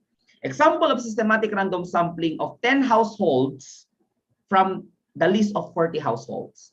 Take note, you can only have this good sampling technique if you have the actual list of the population. Pag wala kayong actual list ng population, hindi pwede. Dapat meron kang list of that population. Kasi from that population, kukuha ka doon ng samples mo. So sabi natin kanina, doon sa 2,000, 377 lang ang kukunin mo.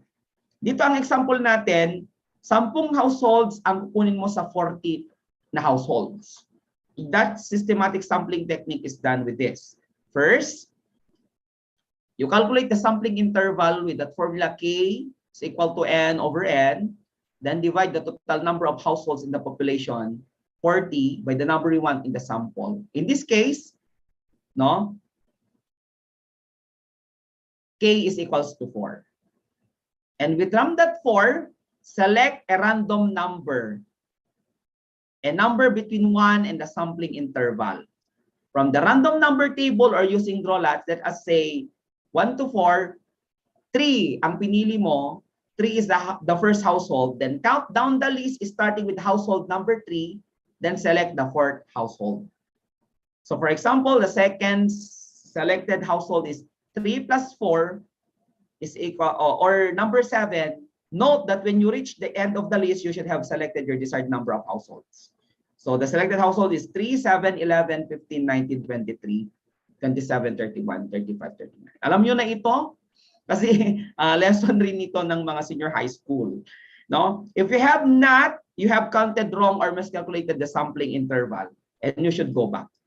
Okay, so example of this is that for kanina, no, this is the 40, yung 40, then ang napili niyang random respondents ay, kasi 4 yung K kanina, mamili ka sa 1 to 4, 3 ang pinili niya, so nag-start siya sa 3, 1, 2, 3, that's Domingo, then another count, 1, 2, then 1, 2, 3, 4. No, we have at Manalo, then Pineda, then Salazar, then Espirito, then Valencia, Fajardo, then so on and so forth.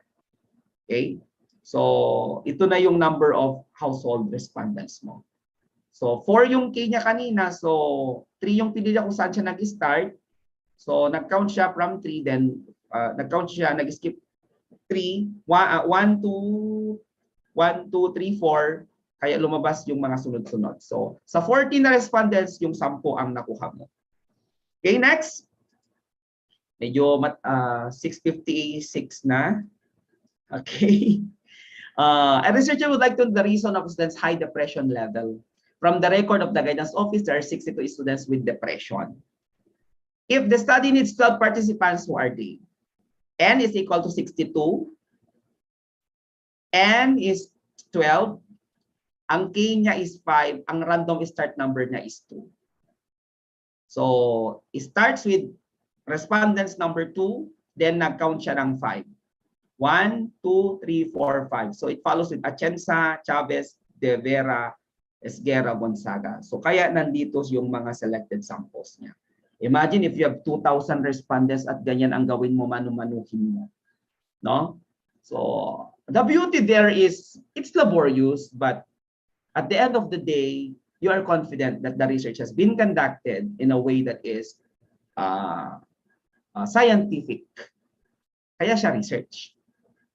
The other one is stratified sampling technique. No?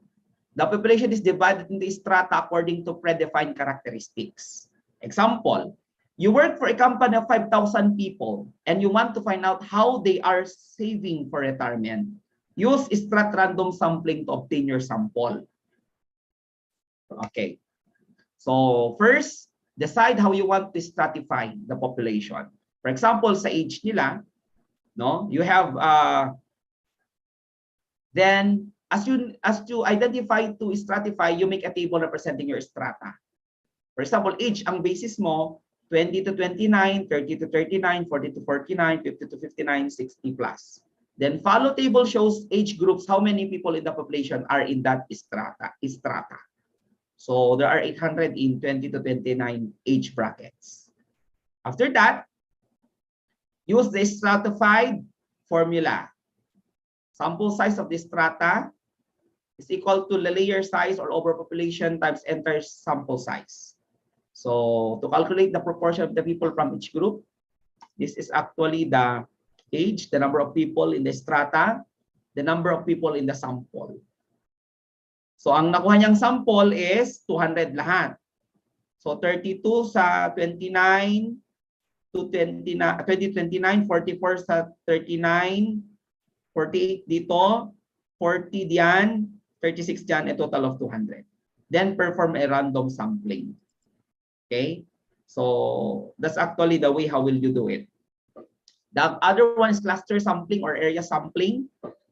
No? The sample units are selected from the area where heterogeneity among elements is already considered. The samples taken are representatives of the population. The method is more cost effective. So stratified sampling to cluster sampling. Moving on. So this is the illustration, the population of that cluster sampling. The other one is the multi-stage sampling. So ito naman yung mga ginagamit ng mga UP sa isang project na meron kami, multi-stage sampling. Talagang matrabaho siya kasi from that ang ginawa, from that 600 households na kukunin mo, buong Pilipinas yan, ika-categorize mo sila sa probinsya. Pag nakuha mo sa probinsya, bababa ka na naman sa municipal. Kapag 7 ang nakuha mo sa munisipyo, kukuha ka na naman ng 6 na barangay. Sa 6 na barangay, tagta-3 households. No? Sa 3 households, ilang tao. So talagang multi-stage yung process. So this one, 6 provinces hanggang you round it to 4 municipalities, from 4 municipalities to 5 barangays, from 5 barangays to 5 households. Pero alam niyo ba sa 5 barangays, may zone area pa yan. So sa 5 barangay, anong zone area ka pupunta? So medyo talagang matrabaho. Kaya if you need research funding, mag-propose kayo sa mga funding agencies. Lalo na kung quantitative ang research nyo, gustong-gusto niyan ng Philippine Statistics Authority, gustong-gusto niyan ng Commission on Population, kasi they would like to get actual data. Then the other one are non-probability sampling like purposive sampling, no? Purposive sampling, quota sampling, and convenience sampling. Okay? Okay, why purposive? When you put purposive as your sampling, you must have a selection criteria. Ano yung criteria mo? Bakit siya? Okay, yun doon na iba ang purposive sa convenience. Ang convenience kasi kung sinong pinaka-easy access sa kanila, sila na. Pero ang purposive, dapat may criteria ka. So kung senior citizen siya, dapat ilang years na siyang nag-stay sa barangay. O mga ganun na criteria. Okay? So kaya siya purposive. A purpose must have criteria. Then of course, yung quota sampling naman is determined based on the judgment of the researcher. Kung ilan ang kukunin mo. Okay, next. So take note of the errors also in doing a survey. Coverage error is a concern for quantitative research when listing of the subjects' population is inadequate, such that a group is unintentionally excluded in the selection of samples. Therefore, it is bias. Okay, so coverage error siya. The other one is non-response error. No, kung nag-survey ka na at hindi naman siya nag-respond, so you failed to get the response of the survey. So you also try to consider all of this. Third one is the sampling error, yung pinag-usapan natin kanina. When the information between the population and the sample, it occurs when samples are not properly selected. Take note ha, kung may sampling error ang quantitative research mo, nag-generalize ka doon, mali yung resulta ng study. Mali siya. Kung hindi mo kayang mag-sample at kayang-kaya mo naman na i-total enumeration sila, i-total enumeration mo na lang. Kung kaya mo naman at ma-access mo naman sila. Kasi when the paper is when the respondents are totally enumerated, mas maganda.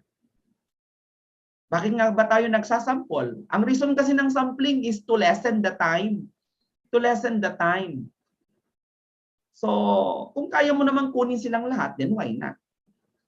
And of course, the error on measurement when the instrument being used to elicit information is not properly worded, such as ambiguous or misleading questions. So, my listening participants, these are the types of survey errors that we also address for quantitative research. Okay? So moving on, in experimental research, there are instances when purposeful sampling is used. For example, convenience sampling involves identifying research subjects based on their accessibility to the researcher, and this approach is often used when the researcher has access to subject with a particular institution, organization, business, or group. While quasi-experimental design typically use this kind of sampling procedure. So your quasi-experimental is mainly a matter also of using a convenience sampling. Next, moving on, malapit na tayong matapos. Data analysis and assessment, you know naman that for quantitative, you are using the common analysis and interpretation like frequency on descriptive statistics, measures of central tendency, the mean, median, and mode, and measures of dispersion or the standard deviation. So for inferential statistics test, we also look at the hypothesis of your question. Kaya lumalabas dito yung tinatawag natin na is there a significant difference, no significant difference, kasi inferential siya. One common approach to inferential statistics is the use of NHST, which stands for null hypothesis significance testing. Kaya kung quantitative yung research nyo, kailangan lang talaga kung nasa inferential na kayo, yung mga sa dulo-dulong statement of the problem, is there a significance, there is no significance, mga ganun-ganun ang nandoon. So your null hypothesis significance testing or statistical significance tests are used to determine the null hypothesis, which states that there is no relationship between or among the variables. A type 1 error occurs when you infer that a relationship exists that does not exist. Significance testing result is p-value. That's why you have your p-value coming from your Pearson R, or coming from your test of differences. You are also looking for a p-score of less than 0.05, yung tinatawag natin na 0.05. No, reject or accept the null hypothesis, which is expressed as follows. No? If your p-score is higher than 0.5, you should not infer relationship between the variables. So take note of this, that when the computed p-value is lesser than 0.05, then accept it. But if when it's higher than 0.05, then a portion on your part wherein you can reject or accept hypothesis. That's why hypothesis testing for inferential statistics. Next, So I have here with you an overview of inferential statistics test na pwede nyo gamitin. T-test for comparison, you compare two groups. ANOVA for comparison, 3 groups. ANCOVA, more than 2 groups. Chi-square, association. Kramer's-B, association. Pearson product, correlation. Multiple R regression, correlation. Please read the overview. Next. Do not forget that in a research you have validity and reliability issues. So the main criteria for evaluating quantitative research are the validity and reliability. Your validity refers to the extent which measure is actually topping what we think is topping. It measures what it intends to measure, that's validity. While reliability refers to the consistency of the results. So should we wish to measure the attitude of the students on speaking, listening, reading, the validity of the research is very important. Are the instruments measuring really the attributes or not? So for reliability, you use also the instrument that is valid and reliable. Now, the results of your research are dependable. Kasi imagine, if propose ni Sir Joven ang kanyang research ang findings ng kanyang research sa kanilang LGU, syempre, kung gustong ipaulit, ganun ang lalabas, then the research is reliable. But take note, quantitative research should be accepted as policy enhancement factor. No? Dapat may impact. Yan ang impact ng research natin. No?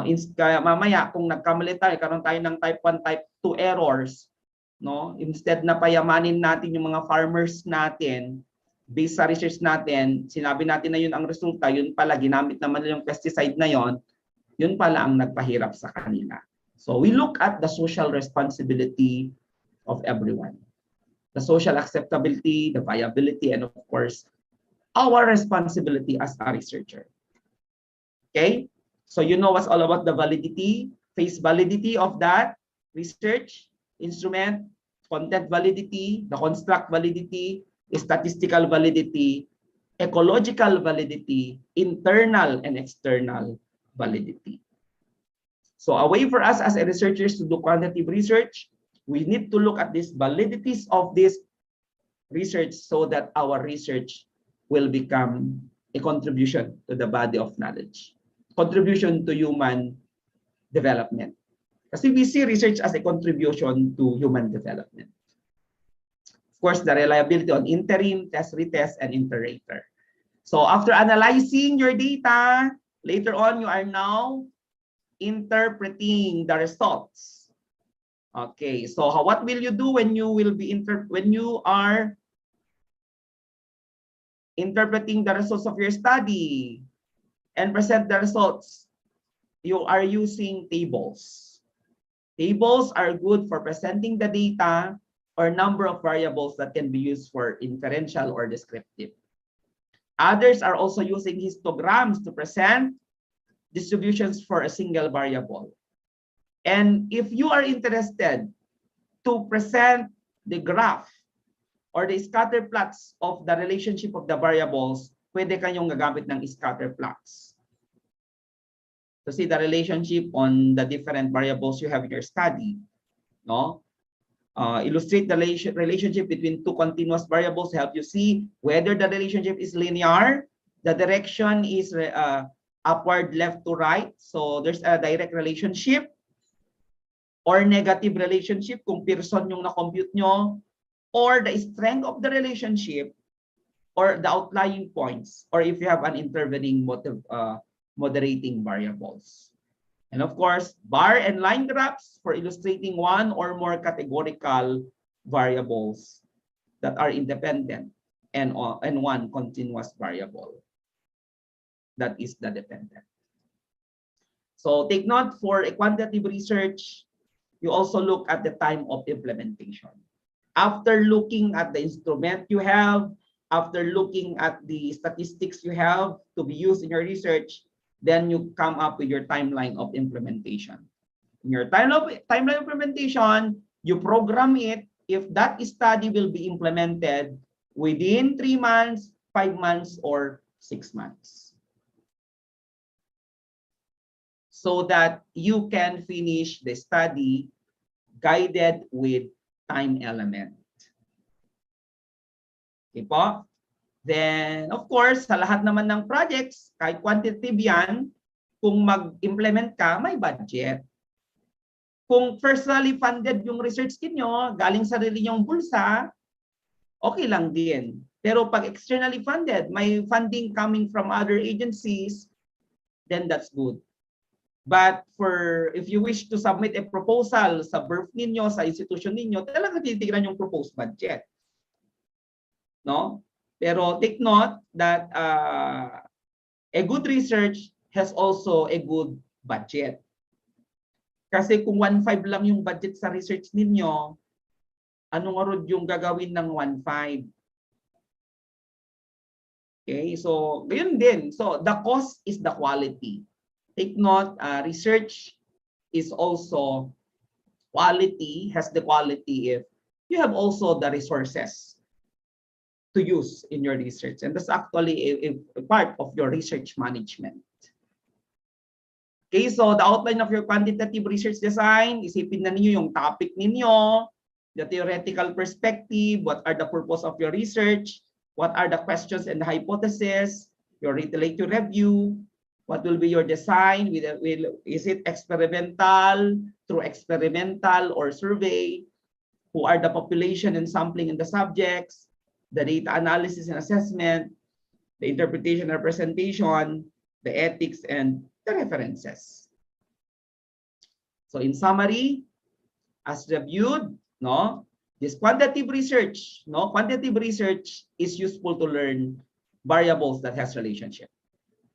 And it's through quantitative research you can allow to build description of statistics on the phenomena, refute or support existing theories, and test hypotheses about variable relationship, and approach values, breadth control, and precise measurement. Large or randomly selected samples are generally favored. And of course, I'd like to present to you some concerns we have. There are also trends in statistics now in which I cannot disclose the details of this statistical, but to give you an overview na para naman later on baka pwede nyo magamit kasi ang trend kasi ng statistics sa ating bansa compared sa other countries, ang Pilipinas medyo nahuhuli po tayo sa statistics. Halimbawa, gumagamit na ang ibang bansa ng mga matataas na uri ng statistics, sa graduate school natin ginagamit pa rin natin ang Pearson R. So a way for us to put something new, there are suggestions here, actually these are new things now sa atin, bago-bago pa lang sa atin kasi ang konsepto na ito, pero sa ibang bansa napaka basic na ito sa kanila. They cover the use of structural equation modeling and path analysis. Hindi pa lahat ng mga researchers natin ay gumagamit ng statistical models na mga ito. Ito kasi ay mga quantitative tools and statistics for research that are very important to give model. They can model certain aspect of phenomenon, aspect of events. So covariance, variance-based, multiple group, mediation, moderation analysis. So hopefully, we can all become experts in using this SEM or structural equation modeling. So there are also implications and suggestions here that content validity indices such as item validity index, subscale validity index, and scale validity index not discussed in master's and PhD classes. So therefore, content validity and all of these indices are easily computed using Excel. Literature of content is very rich. You also get the literature from Pollitt and Beck in 2006, like this. Content validity index. Another concern, factor analysis can be used to assess contract validity, convergent or discriminant. However, not being discussed in master's and PhD classes. So ito lang naman is simple observation and suggestion. I'm not claiming na pero it's just observation and suggestion. So a research instrument has good convergent validity if the question statements associated with latent variables understood by the respondents in the same way as they were intended by the designers of the question statement. That's according to CAC 2019. Next. A good measurement instrument has good discriminant validity. So factor analysis can be carried out using PSI Mago or SPSS software. Baka yung SPSS natin medyo luma na, so kailangan nating bumili. Okay, a support for better quantitative research in our schools. Or WARP PLS is a friendly software. It cannot perform the traditional exploratory factor analysis or EFA and CFA. If properly written, a survey questionnaire developed using EFA or CFA can be easily published in Scopus and ISI index journals. Implication to impact of your research. Kung ang quantitative research natin ginamitan ng mga ganitong tools of statistics, the higher chances of being published. Okay? Like what the Dr. Lyndon Ocampo, a Philippine scientist, is doing in his researches. So, ang ginagamit niyang mga tools sa kanyang researches ay yung mga higher level of statistical modeling. That's why he is one of the most powerful scientists in Asia. Of course, your use of Slovene, please read on the use of Slovene's formula. Para if we understand the misuse, then huwag nating ipagamit. Gamit na tayo ng bago. So implications for quantitative research. Of course, we have this software, we call it as statistical power analysis. It can give you good statistical tests. Pwede niyang i-compute ang sample size, effect size, and even tolerable errors in type 1 and type 2 errors and complexity of statistical tests. So pwede niyong i-download yan free from the internet at aralin ninyo. Okay, so meron din tayong G-Power, SAS, PASS, or IBM. Okay, ito ha.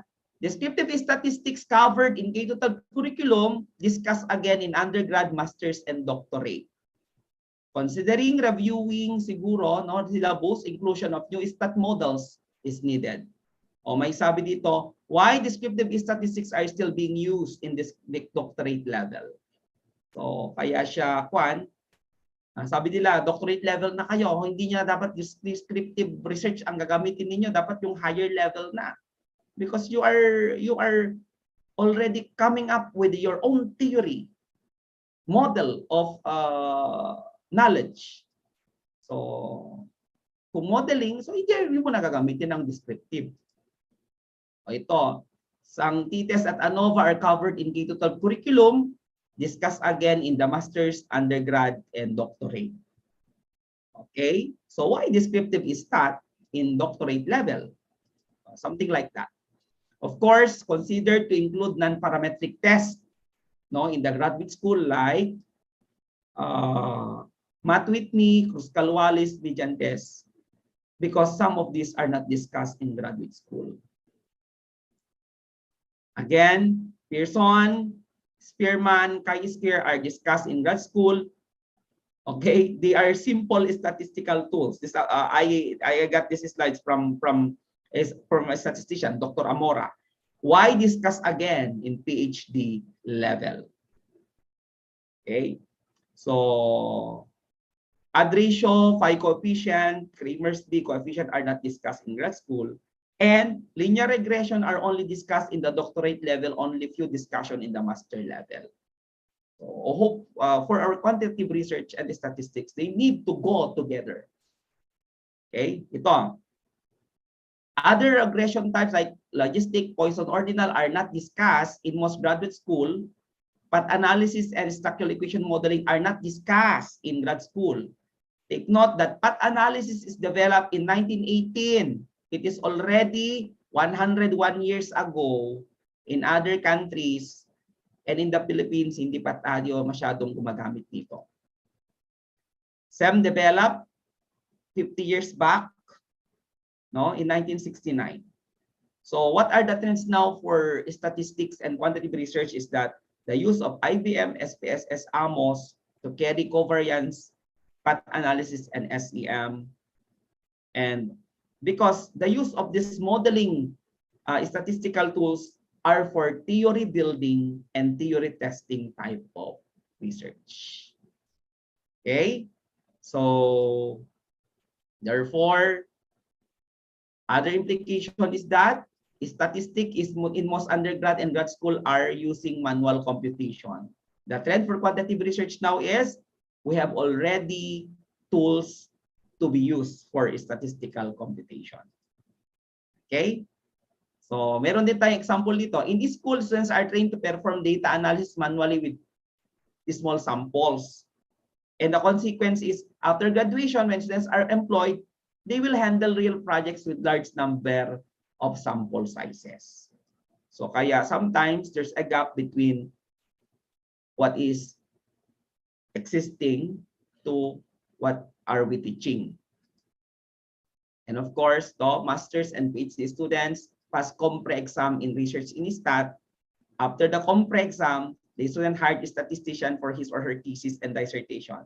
What happened? So expectation that when you have your masters and PhDs, you are already good for research and statistics. Or a good way or an assistance or minimal assistance from statisticians. Pwede rin naman. Okay? So, thank you very much. I exceeded 24 minutes. Maraming salamat at hoping we learned something tonight. Thank you very much. Thank you very much, Dr. Gilbert. A very extraordinary, fruitful, and meaningful discussion this evening about quantitative research, its design, and implementation. So for the information of everybody, we will cater to as many questions as possible, depending on the availability of our time. It's already 7:24. We will select questions raised by our participants here in Zoom. And to those who will be able to tap to ask questions, I would like you to introduce yourself first, the institutions where you are affiliated with, and your question. To those who would like to remain anonymous, you may forward your questions to slido.com. Just follow the link. So, Sir Gilbert, we have here our question in our chat box from Sir Ferdinand from Batangas State University. Is it safe to say that data gathered in survey under QR are not falsifiable? What if G-forms is used in the gathering of data? I am not saying that QR are falsifiable. Actually, the use of QR in gathering or the use of online or G-forms are encouraged in doing quantitative research. But the thing here is the assurance, the quality assurance that those who answered the questionnaire, sila nga ba yung talagang respondents mo? It's a matter of conveying to your respondents that they should answer honestly and truthfully in your survey instrument. Okay po ang paggamit ng mga online tools ngayon, but there should be a protocol in our level as researchers to identify, to have a quality control in data gathering. Yun lang po, sir. Thank you very much. Thank you so much, sir. Another question, sir, from Jonathan Palitayan. What is the minimum number of respondents in a quantitative research? Okay, sir. In the literature that I have read, for a certain test of relationship, you must have at least more than 30 respondents. That is for inferential statistics. But for descriptive statistics, it depends upon the number of statements or depend on the depth, the level of data, of quantitative data you are getting from the respondents. Pero pag talagang inferential, kailangan talagang more than 30 sila. Hindi pwedeng 10 i-test mo yung kanyang test of relationship, hindi po pwede yon. Unless I will require you to shift to qualitative research. Thank you very much, sir, for the question. Okay. Sir, number 3 question from Sir Juanito. Sir Juanito, any suggestions on what quantitative test can be used in action research, especially on interventions? Sir, for the most common statistical tool for quantitative research and research design is that yung simple pre-test post-test natin, yung mga nasa pre-experimental research designs po natin. So usually kapag pre-test post-test naman po kasi ang ginagamit nyo, i-test lang po yung ginagamit ninyo. Pero pag lagyan nyo siya ng higher level and you wish to have a relationship among the variables, pwede nyo gamitan ng Pearson or test or Spearman-Rowe.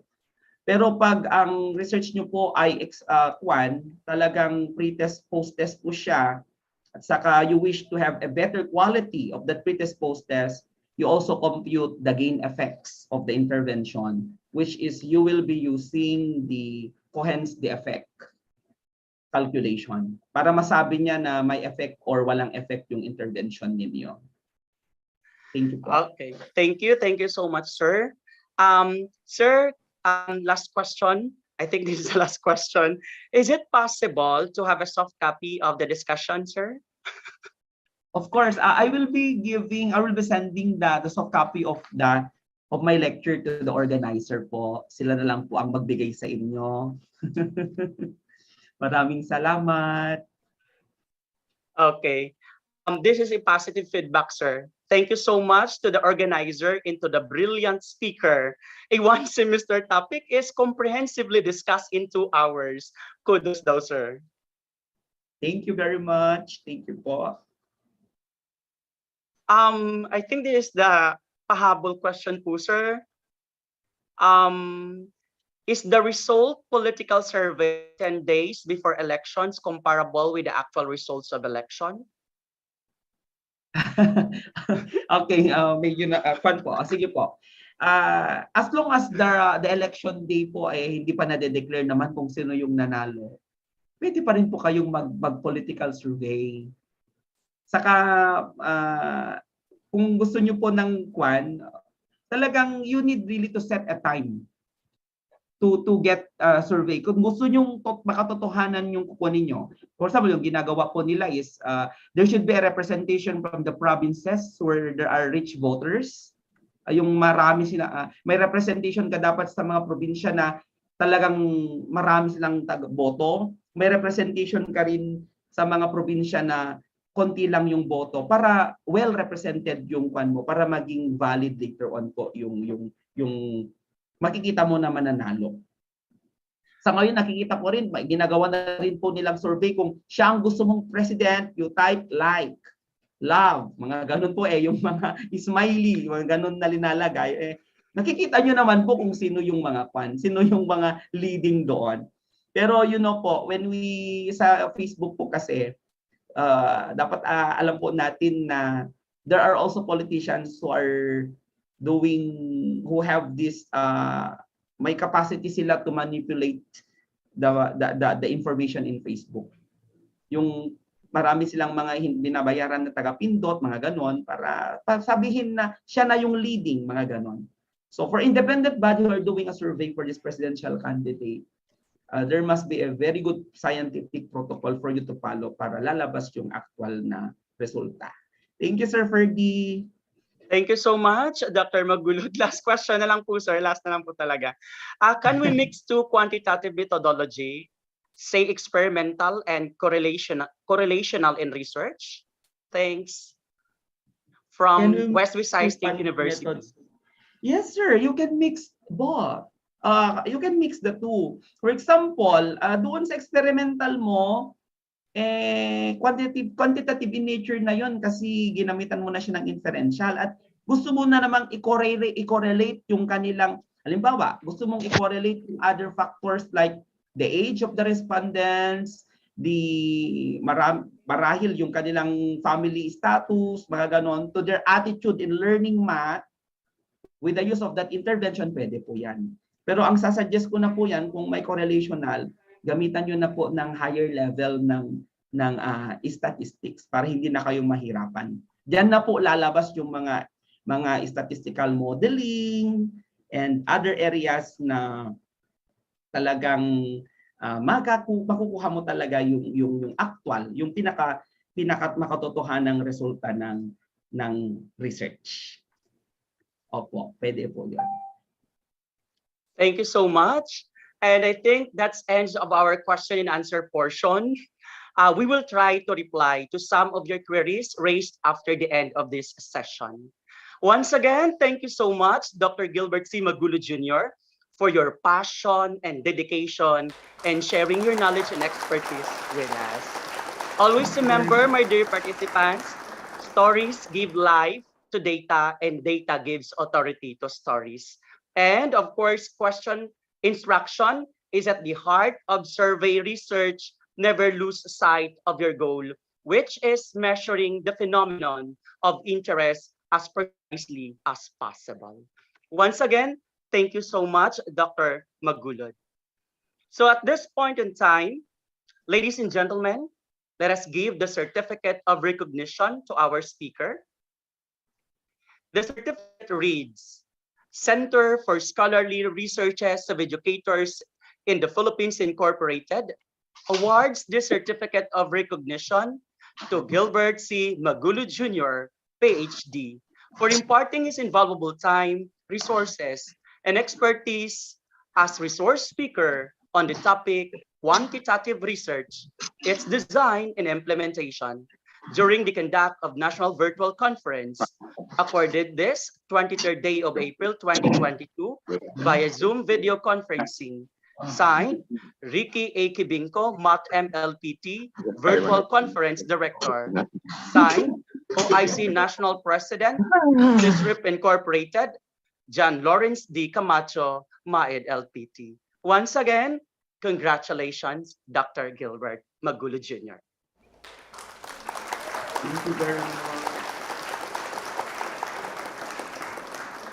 At this juncture, before we finally close our program, let me read to you some announcements. To earn a certificate of participation, you must sign up for the evaluation or attendance form that is posted here in Zoom. The certificate of participation will be sent to your respective email right after this event upon verification of your attendance. Paid participants who didn't receive their certificate of participation within a day, please email to sysrep2019@gmail.com, or you may personally message us on our mobile numbers 0909-8123190 or 0916-216-5221. To our participants who applied for membership, the amount of 180 pesos will be added for LBC delivery in case the applicant wishes to get the original documents. Membership for at least 3 organizations is free or LBC delivery charge. We will follow the mailing address stated in your registration form, or you can email us for your preferred mailing address. We are also encouraging our participants to attend other virtual events sponsored by our affiliated organizations on April 30, 2022, from 1 o'clock in the afternoon to 5 o'clock in the afternoon. The Industry 4.0 Comprehensive Organization of Revitalized Educators Incorporated will have national webinar on Industry 4.0 research and education. We will have Dr. Naomi Cosette R. Luis, chemical engineer and supervising research specialist of Department of Science and Technology 6, and Mr. Raul Ray Mark and Salsag, a book author and curriculum and education consultant. Kindly check at our official social media page and channel for details. See you at the next gathering sponsored by CISRIP and all other affiliated professional organizations.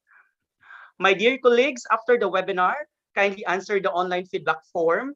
Please know that your feedback to this academic endeavor is very important to the organizations, so we may be able to deliver quality instruction for the next webinar. At this point, we will now have a post-session photo opportunity. Everyone is requested to turn on and face their device camera. Smile because we just had a successful and productive evening session. Okay, We everyone. have 5 panels, sir. Technical. Yes, from panel 1, smile. Panel 2, smile. Panel 3, smile. Okay. Thank you. As we end this worldwide academic discussion, allow me to express my gratitude on behalf of the Center for Scholarly Researches of Educators in the Philippines Incorporated, or CSRIP, to the following valued individuals whose unending support and expertise have made this learning endeavor in trying time very possible and successful. Our heartfelt appreciation to Dr. Gilbert C. Magulo Jr., University Director for Technology and Knowledge Management, Cagayan State University. Mr. John Lawrence D. Camacho, OIC National President, CISREP Incorporated. To our virtual conference director, Mr. Ricky A. Kibinko. To Bukso, NEMSU San Miguel, PICE, CISREP, NUUST, General Santos City, WVSU, ISET University, Division of La Union, Pagadian City, Benguet State University, Batangas State University, and CS University. And of course, the working committees, especially the technical team, and to those people who share their precious moment and time to make this webinar possible. This has been your moderator, Joven C. Agunda, signing off. Once again, good evening.